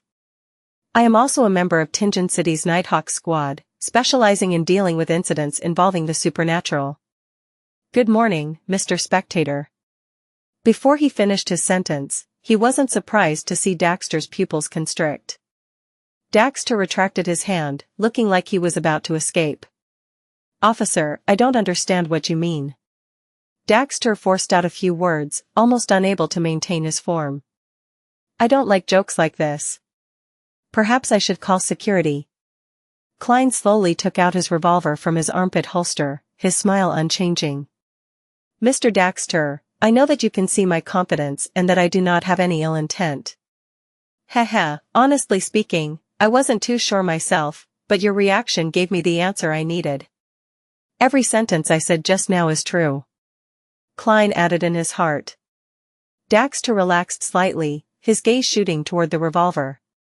He asked, confused, "I find it hard to understand why you came looking for me." "I don't think that I revealed anything." Klein laughed and replied, "It was just a coincidence, or perhaps fate wanted us to meet. We ran into each other once in the underground market at Evil Dragon Bar, but you didn't notice me back then. You were smart to purchase the supplementary ingredients for the potion first, but since I am familiar with that formula, you caught my attention." Daxter suddenly exhaled, as if he just lost the motivation to defend himself. "I see. I thought I was careful enough, to think that. After muttering to himself, he looked into Klein's eyes and said, "Officer, I know that you're not here to arrest me. What is your true motive for being here?" With a relaxed expression, Klein said, "I am different from the other Nighthawks. I don't believe that Beyonders not within our ranks are criminals in the making. This is not fair to those who adhere to the law." Daxter changed his posture. He loosened up and said, "The world would be at peace if the other Nighthawks, mandated punishers, and machinery hive mind acted like you. You know of other members from the Nighthawks, mandated punishers, and machinery hive mind?" Klein feigned surprise. "This is not something a person who became a Beyonder by mistake should know. There must be an organization behind you." He leaned back and said with a smile, "Psychology alchemists?" He casually watched Daxter's expression contort as he said those words. "I could see that you were anticipating my answer, yet I still missed the bait and fell into your linguistic trap," Daxter said in frustration. He started to notice that the spectator state wasn't omnipotent. He could tell why the other party was here, but it didn't mean he understood the specifics. Klein stroked the cylinder of his revolver and said, "Doctor, we need to have an honest conversation. That can start with me. I don't believe that Beyonders not under management are potential criminals, but I agree that every Beyonder must be registered and monitored. This is a precaution against the risk of Beyonders losing control. It's to avoid the occurrence of something even more dangerous. I won't disrupt your normal life, but I hope that there can be limited cooperation between us." "Limited cooperation?" Daxter asked, as if thinking about something. Klein let out a soft chuckle. Yes, limited. For example, tell me about your condition regularly. You should know that it is possible to save someone who has not completely lost control yet, and the Nighthawks have considerable experience in this regard. Or, if you could give me clues of a Beyonder you know, or a Beyonder in your organization who is about to do something that can endanger the innocent. Or, if you would like to exchange something for items that you could make more use of. This is a perk I am giving you. You should know what perks mean.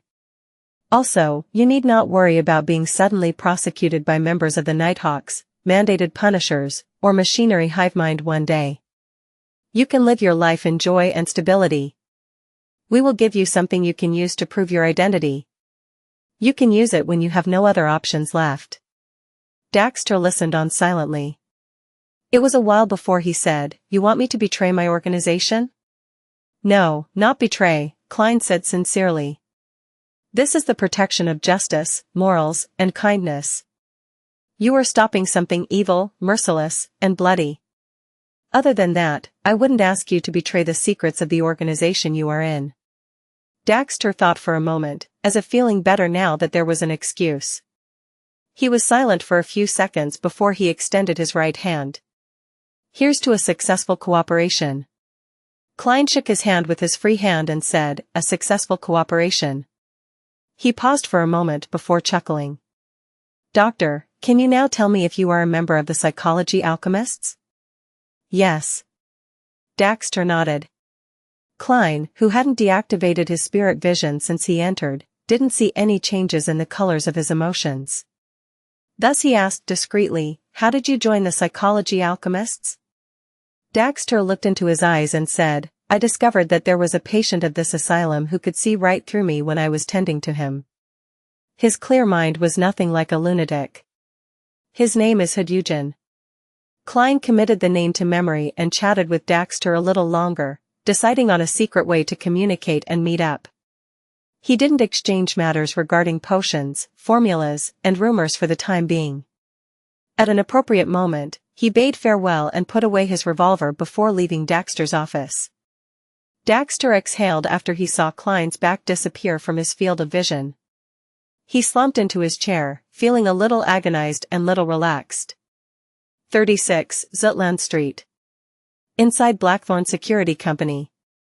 Seated behind his desk, Dunn swept the area with his gray eyes and asked, "What happened?" Klein, who was late by about half an hour, organized his thoughts and said, "Captain, I found a Beyonder and confirmed that he is a member of the psychology alchemists. He's an orthodox doctor and is willing to cooperate with us. I think it's best to maintain the status quo. He could help us learn more about the current condition of the Association of Psychological Alchemy." After pausing for a few seconds, Klein added, "I want to develop him into an informant for the Nighthawks, or a hidden external member." The word informant came from the Intis language. It was created by the Emperor Roselle. Dunn nodded slowly and said, "You handled the situation well, but it would be best to inform me when you face such a situation in the future. Give me that doctor's information and a written account of the way you handled the situation. I will give him something he can use to prove his identity. Also, don't speak of this to Leonard and the rest. Even though they are trustworthy teammates, the protocol clearly requires us to keep this close. You will be in charge of contacting that doctor in the future." Klein exhaled silently and replied with a smile, "All right." Time flew by and Tingen bade farewell to the end of summer. The temperature hovered between 26 and 27 degrees Celsius. Whoosh! Klein stood up from the bathtub and took a stride forward, sending water droplets to the floor. He stood there naked, looking down at his abs. He flexed and saw prominent muscle lines appear. That was the result of his daily training. Besides, he appeared a lot more energetic. And just today, his combat teacher, Gawain, had started teaching him the basic footwork for punching and the techniques for delivering force. Tap. Tap. Tap. Klein stepped on the floor barefooted in the bathroom, either sliding forward or retreating before dodging to the right and swinging his fist while he made a defensive gesture. Phew. He stopped and let out a breath happily. He took the towel next to him and wiped himself down. After getting in touch with Daxter Guderian, the doctor in the mental asylum, Klein seemed to escape from coincidences for 2 whole weeks. Without the constant barrage of supernatural incidents, his life became stable.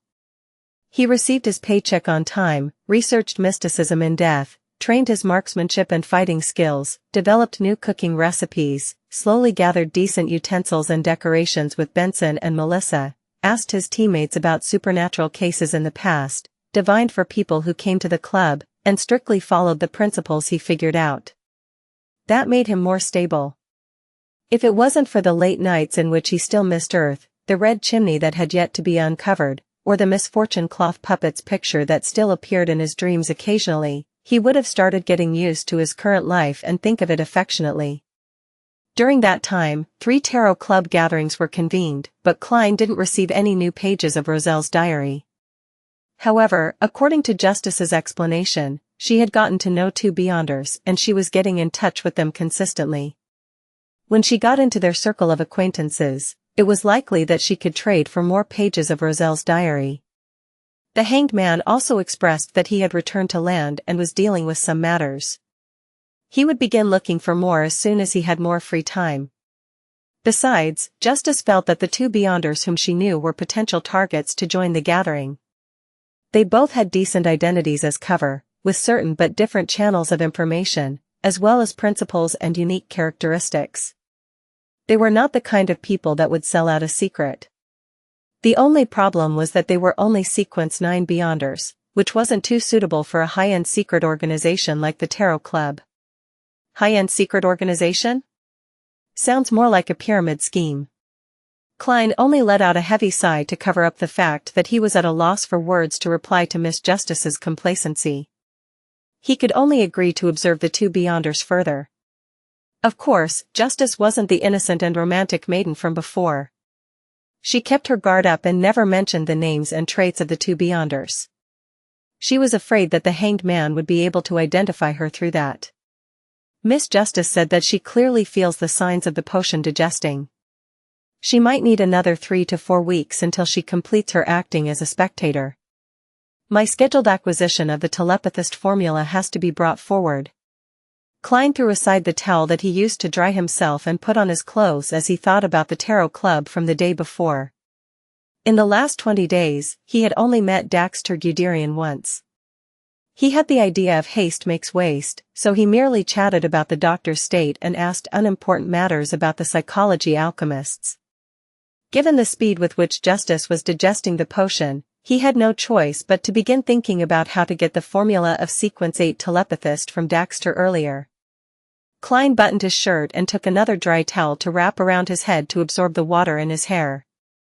Compared to Justice, he was digesting the seer potion even faster than expected. By this week, the sounds that he shouldn't hear and things that he shouldn't see had already vanished while engaging in cogitation or spirit vision. Flipping over the towel, Klein dried his hair again. He lifted his head to look at the door and muttered to himself, "The seer principles that I've figured out are really efficient. Next week. I should be able to digest the potion entirely by next week. I have no idea where to get the single horn of a matured Hornasus Grey mountain goat and a complete stock of a human-faced rose required by the clown formula. Maybe I could do as Lady Daly did and send in a special application? But that would definitely attract the attention of the higher-ups, and I want to develop at my own pace. The believer from the Aurora Order in the police department was found too, but I have yet to find out who this Mr. Z is. Henry said that he would complete the red chimney task before the end of this week. My private stash of money has returned to slightly more than £7, so at least I don't have to worry about making the final payment. Some of the information on houses and tenants that he provided before didn't seem to have any abnormalities, but I have no time to investigate them one by one. Perhaps I could see which red chimney houses have gotten new tenants recently? That's one way to look at it. Sitting silently for another half a minute, he put on his black trousers, bow tie, and armpit holster. He then picked up his sweaty night training suit from the floor and tossed it into the laundry basket. He opened the door and exited the bathroom. He had just finished his Wednesday afternoon combat training, and he was still at his teacher Gawain's place. Hello, Mr. Moretti. Gawain's maidservant happened to pass by, and she quickly bowed. Klein nodded slightly and pointed at the messy bathroom. Could you clean this up, please? Of course, sir. The clothes will be taken care of by the laundry maid. She'll come over at 6. The maidservant held her head low when she answered. Laundry maids had no accommodation or food included, so they weren't hired by only one household. They were normally contracted to handle the laundry from several households. Either they rushed around daily, washing one household's clothes before going to the next, or they would gather all the clothes from different households and take care of it all at the same time, before sending it all back. Only then could they barely make a living. Klein didn't say much but returned to the living room to bid farewell to the owner who was sitting on the rocking chair. He saw Gawain nodding lethargically, a light brown blanket covering his legs and the Awa Evening News in his hands. Klein knew for a fact that the gentleman bathing in the setting sun's glow was in his early 50s, but his listlessness made him seem like he was already in his 80s. During combat training, Gawain maintained silence and only gave pointers when he needed to. He wasn't one for casual chatting. Klein was so exhausted from the daily training that he had no intention of trying to engage in conversation. Thus, their relationship remained distant. From his demonstrations, Teacher Gawain's strength is still quite terrifying, and his steps are swift too. I reckon it wouldn't be a problem for him to fight 3 of me. He has the pay from the police station, and he also bought a plot of land in a village out in the Tingen suburbs that provides a fixed rental. He hires a chef, a maidservant, and a laundry maiden. In the foodaholic empire on Earth, a man in his 50s with such wealth would have been traveling the world. Klein looked away from Gawain and shook his head. Then, he went to the clothes rack to take down his top hat and black windbreaker. After he tidied himself up, he took his cane and exited the house. He walked along the weed-covered stone path towards the gates. Just then, he saw that there was a 2-wheeled carriage stopped outside the metal fence, and there was a man with a familiar face standing next to it. Leonard? Klein muttered, looking suspiciously towards his messy-haired Nighthawk's teammate. Leonard was dressed in a white shirt, black trousers, and buttonless leather boots as he twirled his hat in his hands. When he saw Klein come out from the house, he smiled and asked, "Are you pleasantly surprised?" "Only surprise, without any joy." Klein ignored Leonard's inappropriate behavior and looked into the fake poet's green eyes. "What happened?" Leonard put on his hat and said, "Captain wants you to work with me and Fry. Let's talk about it on the way." "All right." Klein followed him into the carriage. As the scene outside of the carriage flew past, Leonard took up the document bag by his side and threw it at Klein. Klein caught it steadily and took out a document. He then started reading carefully. August 11th, 11 p.m., at a workhouse in Westborough, the bankrupt Salas attempted arson to cause a tragedy. But in the end, he only managed to burn himself to death. August 11th, 10 p.m., harbor worker, Zid jumped into the Tussock River and ended his poverty-stricken life. August 11th, 8 p.m., in Iron Cross Street's Lower Street, Mrs. Lanevus, who earned a living by selling matchboxes, died of a sudden disease. Klein was puzzled when he read the first 2 incidents. He found the deaths very ordinary and common. Not only should it have been beneath the attention of the Nighthawks, even the police force would avoid wasting resources looking into such obvious causes of death. However, when he read down the list, he slowly creased his eyebrows. After 2 pages, he suddenly lifted his head and looked at Leonard. "Isn't this too many?" When the number of ordinary deaths reached a staggering amount, it was difficult to call it normal. For once, Leonard nodded seriously and said, "The number of death incidents within the past 2 weeks are 5 times the normal rate."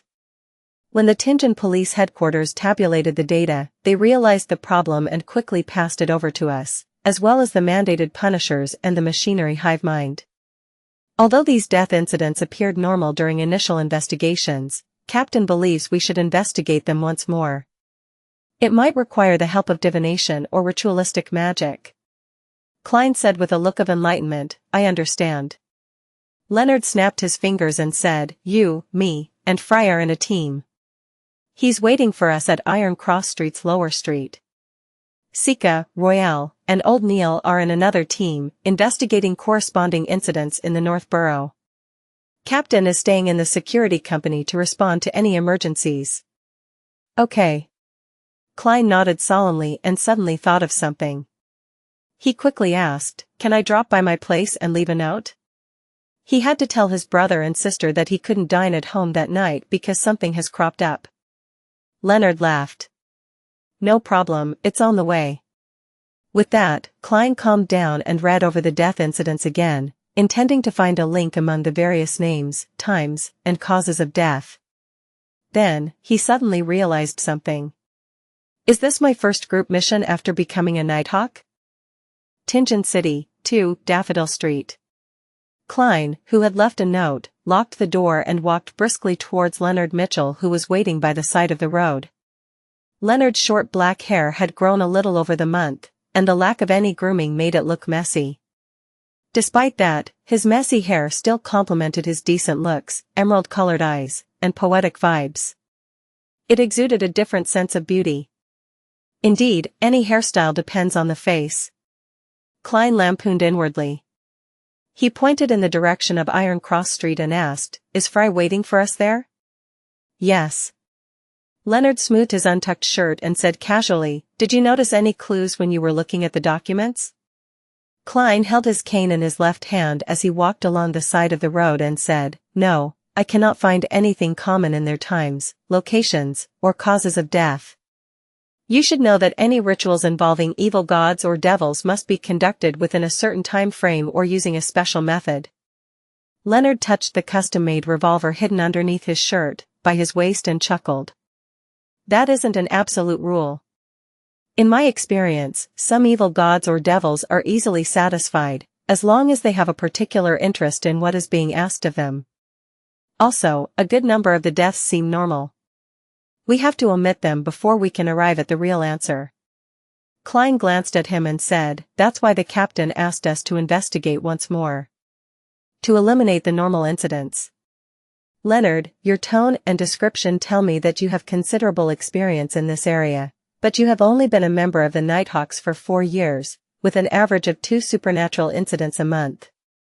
Furthermore, a large number of those were simple and easy to solve." He always felt that Leonard Mitchell was a little weird and mysterious. Not only was he always suspicious of him, believing that there was something about him. In addition, his demeanor also changed from time to time, sometimes quiet, sometimes arrogant, sometimes flippant, sometimes staid. Could it be that you've also had a fortuitous encounter? An encounter that makes you view yourself as a star in a play?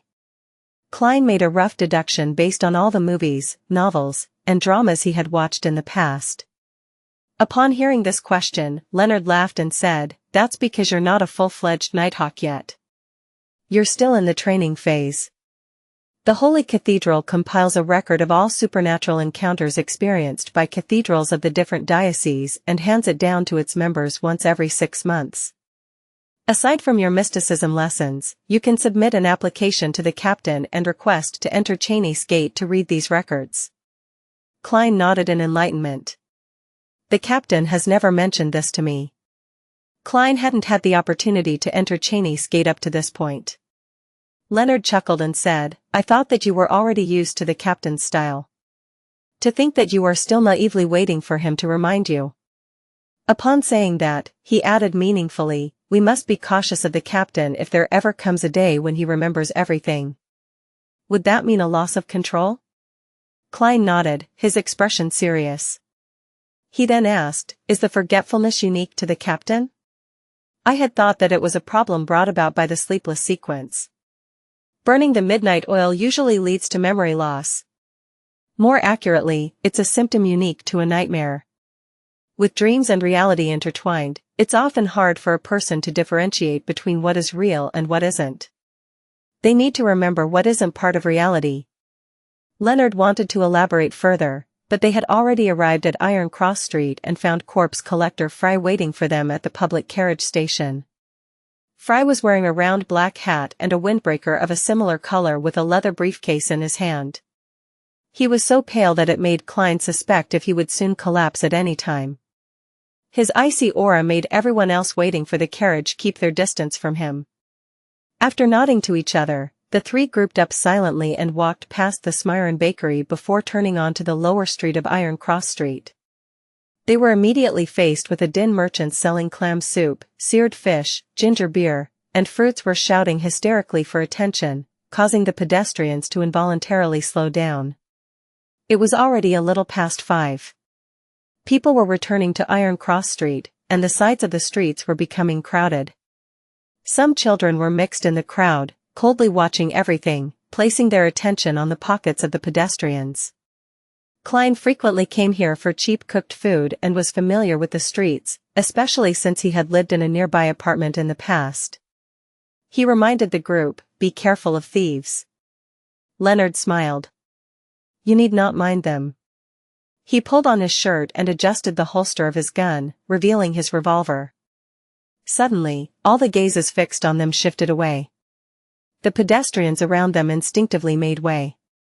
Klein froze for a moment, then caught up to Leonard and Fry with large steps. He lowered his head, trying hard to avoid being noticed by anyone he knew. Benson and Melissa still had dealings with the neighbors here. After all, they hadn't moved too far away. The three made their way past the area that had many peddlers and turned into the true lower street of Iron Cross Street. The pedestrians here were all dressed in old, ragged clothes. They were cautious of strangers wearing bright and beautiful clothes, yet, there was also greed in their eyes, like vultures eyeing a meal, waiting to strike at any time. But Leonard's revolver prevented any accidents from happening. "Let's first investigate the death from yesterday. We'll begin with Mrs. Lanevus, a lady who glued matchboxes together for a living." Leonard flipped his notes and pointed to a place not far away, first floor, number 134. As the three of them walked forward, children who were playing in the streets and dressed in shabby clothes quickly hid by the corner of the road. They observed them with eyes full of curiosity and fear. "Look at their arms and legs, thin as matchsticks." Leonard sighed. He entered building number 134 first. Air that was a mixture of numerous scents entered Klein's nostrils. He could faintly detect the stench of urine, sweat, and mold, as well as the smell of burning coal. Klein couldn't help but pinch his nose. He then saw Bitch Mountbatten, who had been waiting there for them. Officer Mountbatten had a brownish-yellow mustache and was envious of Leonard's rank of inspector. "Sir, I have already asked Lanevus to wait in her room," Bitch Mountbatten said with his unique, shrill voice. He clearly didn't recognize Klein, who now looked more energized and proper.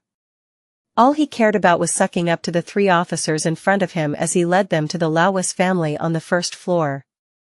It was a simple apartment. There was a bunk bed laid upright inside the room and a desk filled with glue and hard paper on the right side.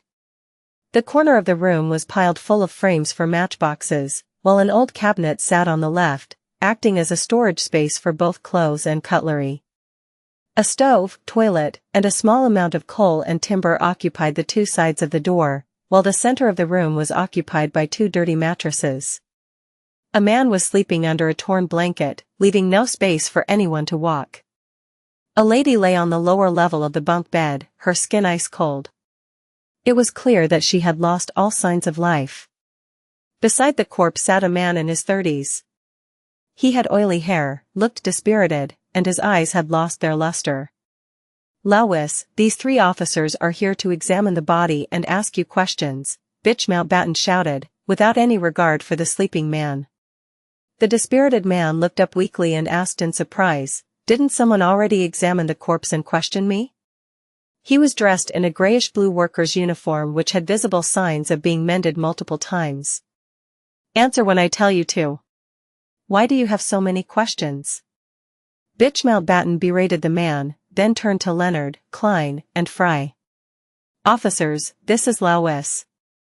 The person on the bed is his wife, who is also the deceased. According to our preliminary analysis, she died from a sudden illness." Klein and the rest tiptoed to the edge of the bed. The high-nosed, thin-lipped Fry did not say anything with his cold demeanor. Instead, he patted Lanevus gently, signaling for the man to make way so that he could examine the body. Klein looked at the sleeping man and asked, "This is?" Am my tenant. Lanevus rubbed his forehead as he said, the rent for this room is 3 solely 10 pence a week. I'm only a worker at the harbor, and my wife made 2¼ pence per crate of glued matchboxes. Each crate each has, up to 130 boxes. We also have a child. We can only rent the rest of the space to someone else. We only charge a solely a week for the mattress. I have a tenant who's helping out at the theater, and he's not back before 10 at night. He sold his rights to the mattress in the daytime to this man. He's the person who watches over the gate of the theater at night, so he only pays 6 pence every week. Hearing the other party stammer as he explained, Klein couldn't help but look at the crate in the corner of the room. One crate had 130 matchboxes and only earned them 2.25 pence, about the cost of 2 pounds of black bread. How many crates could she manage a day? One? Leonard surveyed the surroundings and asked, was your wife acting abnormally prior to her death? Lanevus, who had been asked similar questions, pointed to the left side of his left chest and said, from last week, well, perhaps the week before, she said that she felt stuffy in this area and couldn't catch her breath. The precursor to a heart condition? A normal death? Klein interrupted, did you see how she died? Lanevus recalled, she stopped working after sunset. Candles and gas are more expensive than matchboxes. She said that she was very tired and asked me to talk to the kids and let her rest. When I saw her again, she had already stopped breathing. Lanevus could no longer hide his grief and pain when he said that. Klein and Leonard asked several questions, but could not find anything unnatural about the death. After they looked at each other, Leonard said, Mr. Lanevus, please wait outside for a few minutes. We are going to conduct a thorough examination of the corpse. I don't think that you'll want to see that. All right. Lanevus stood up anxiously. Bitch Mountbatten walked toward the mattress and kicked the tenant, violently chasing him out of the apartment. He then closed the door and guarded the room from the outside. So?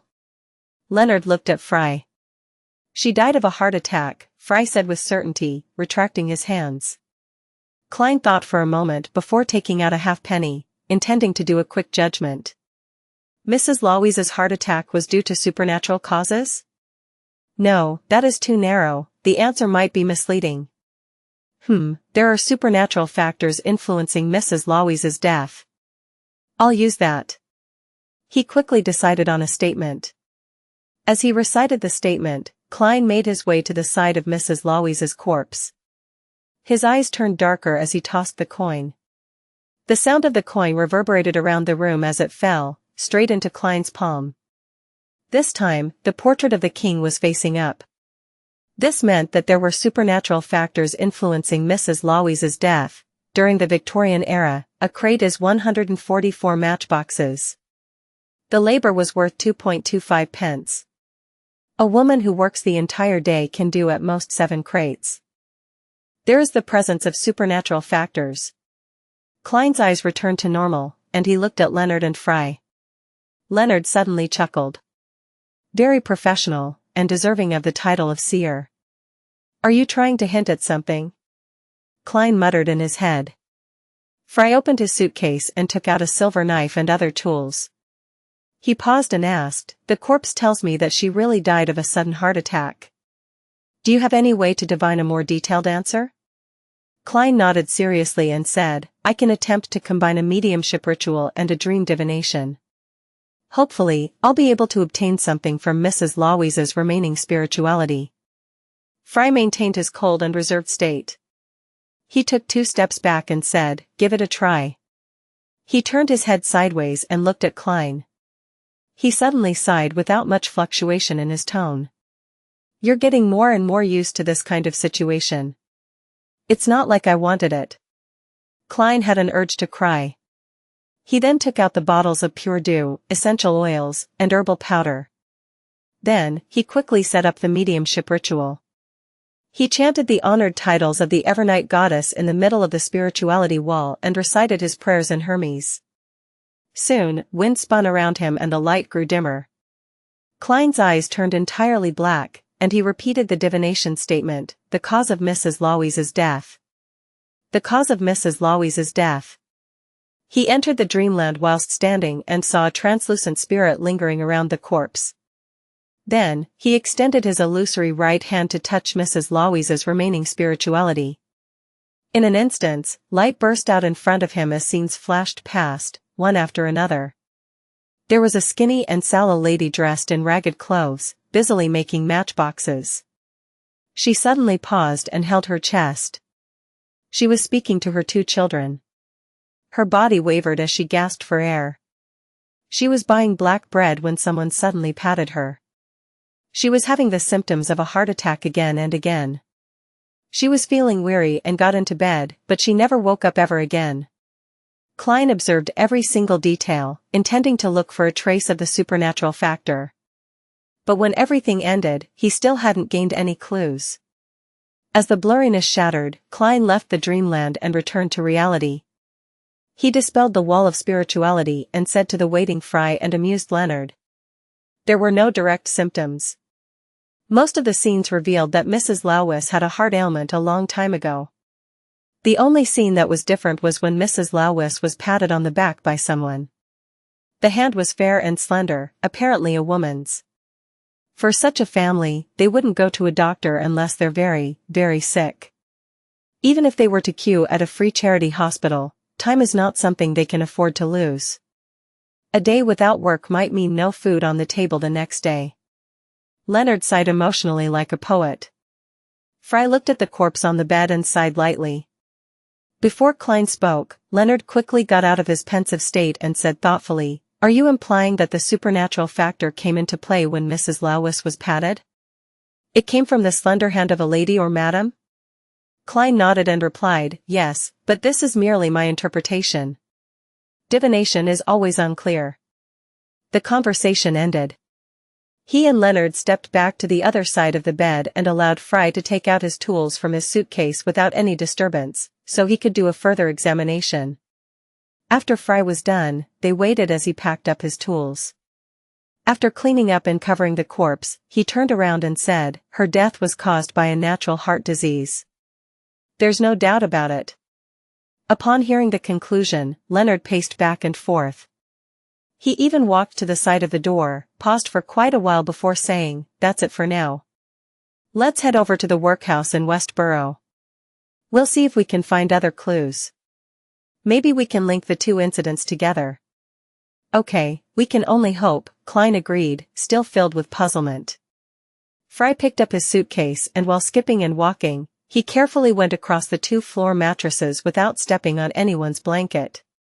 Leonard opened the door and walked out of the room first. He told Louis and the tenant, "You can return home now." Klein thought for a moment before adding, "Don't be in a hurry to bury the body. Wait for another day, as there might be one more thorough examination." "All right, officer." Louis bowed lightly and replied in a hurry. Then, feeling numbed and lost, he said, Actually, I don't have the money to bury her just yet. I have to save for another few days, just a few more days. Luckily, the weather is turning cold." Klein was shocked and asked, "You plan on letting the corpse remain in the room for a few days?" Louis forced a smile and replied, "Yeah, thankfully, the weather became colder recently. I can move the body onto the table at night. When we eat, I can carry her to the bed." Before he finished what he had to say, Fry suddenly interrupted, "I've left you money for the burial next to your wife." After saying those words in absolute calmness, he exited the apartment directly, unbothered by Louise's shocked expression and gratitude that followed. Klein followed closely and thought of a question. If the weather was still as hot as June or July, how would Louis deal with his wife's corpse? Pick a very dark night with strong winds, throw the corpse into the Tussock River or the Coe River? Or just dig a hole and bury her? Klein knew that the law requiring a cemetery burial had been established more than 1,000 years ago, at the end of the previous epoch. The 7 major churches and imperial households from each country had approved the law in order to cut down on the number of water ghosts, zombies, and restless wraiths. Each country provided free land, while each church was in charge of keeping watch and patrolling. They only charged minimum fees for cremation and burial in order to pay for the necessary labor force. But even so, the truly poor still couldn't afford it. After leaving 134, Iron Cross Street at Lower Street, the three Nighthawks and Bitch Mountbatten parted ways. Silently, they took a turn to the nearby Workhouse in Westborough. As they got closer, Klein saw a long queue. It was just like when the people from the Footaholic Empire on Earth queued for a shop that gone viral on the internet. The place was packed. "There's about 100, no, closer to 200, he muttered in surprise. He saw the people queuing were in tattered clothes with numb expressions. They only occasionally looked towards the door of the workhouse impatiently. Fry slowed down and said coldly, "There is a limit to the number of homeless poor each workhouse will accept daily. They can only take them in based on the queue order.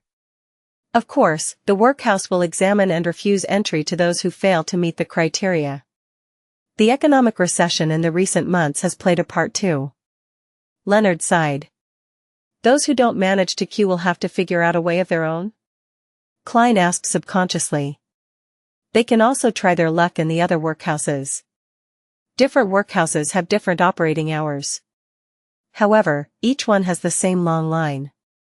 Some of them would wait from 2 in the afternoon." Fry paused. "The rest of the people mostly starve for a day. Then, they lose their ability to find a job and fall into a vicious cycle that leads directly to death. Those who can't withstand the hardship end up losing their struggle to stay on the good side of the law." Klein fell silent for a few seconds before letting out a sigh. "The newspapers never publish any of this. Mr. Fry, I hardly ever hear you speak so much. I was once a pastor in a workhouse of the goddess." Fry maintained his cold attitude. When the three of them arrived at the door of the workhouse in Westborough, they showed their identity documents to the doorkeeper, who was eyeing the queuers arrogantly, before they were taken into the workhouse. The workhouse was transformed from an old church. There were mattresses and hammocks all over the mass hall. The pungent scent of sweat mixed with the smell of athlete's foot permeated every corner. In and out of the hall, there were many poor families. Some swung hammers to break rocks, some picked oakum, no one was free. In order to not let poor people rely too much on workhouses and turn into scoundrels, the Poor Law established in 1336 enforced a rule whereby every poor person can only stay in the workhouse for 5 days at most. Any longer than that, one would be cast out. During the 5 days, they have to do manual labor, such as breaking rocks or picking oakum. These are the same tasks that criminals in prison do, Fry explained to Klein and Leonard briefly without much emotion. Leonard opened his mouth, and no one was sure if he was teasing or explaining. When they leave this workhouse, they could go to another one. Of course, they might not be able to move in. Perhaps, to some people, poor people are like criminals. Picking oakum? Klein was quiet. He didn't know what else to ask. The fibers of old ropes are actually a great material to seal the gaps in boats. Fry stopped and found a burnt mark on the ground. A few minutes later, the director and pastor of the workhouse rushed over. They were both men in their 40s. "Salas started the fire here and only burnt himself to death?" Leonard asked, pointing at the ashen mark on the ground. The director of the workhouse was a man with a broad, bumpy forehead. He scanned the area where Inspector Mitchell was pointing with blue eyes and nodded in affirmation. "Yes." "Before that, did Salas act strangely in any way?" Klein asked. The director of the workhouse thought and said, according to the person that slept next to him, Salas had been chanting, "The Lord has given up on me, the world is too filthy, I have nothing left," stuff along those lines. He was filled with resentment and hopelessness.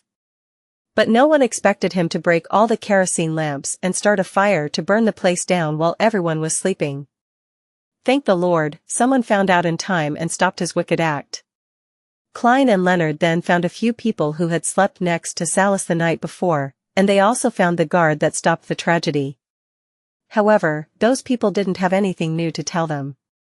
Of course, they used spirit vision, divination, and other methods to check if any of the people were lying or misleading them. It seems that Salas long had the idea to take revenge and self-destruct.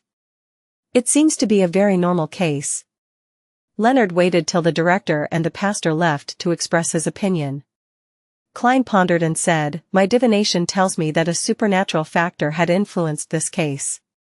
Let's eliminate Salas's fire case temporarily," Leonard concluded. Just then, Fry suddenly said, "No, maybe there is another possibility. For example, Salas acted at the instigation of someone else, a beyonder who didn't take any supernatural measures." Klein's eyes lit up as he echoed, "It's very possible, such as the instigator from before. Instigator Triss. But that wouldn't have any connection with Mrs. Lowe's death." He thought, creasing his eyebrows lightly,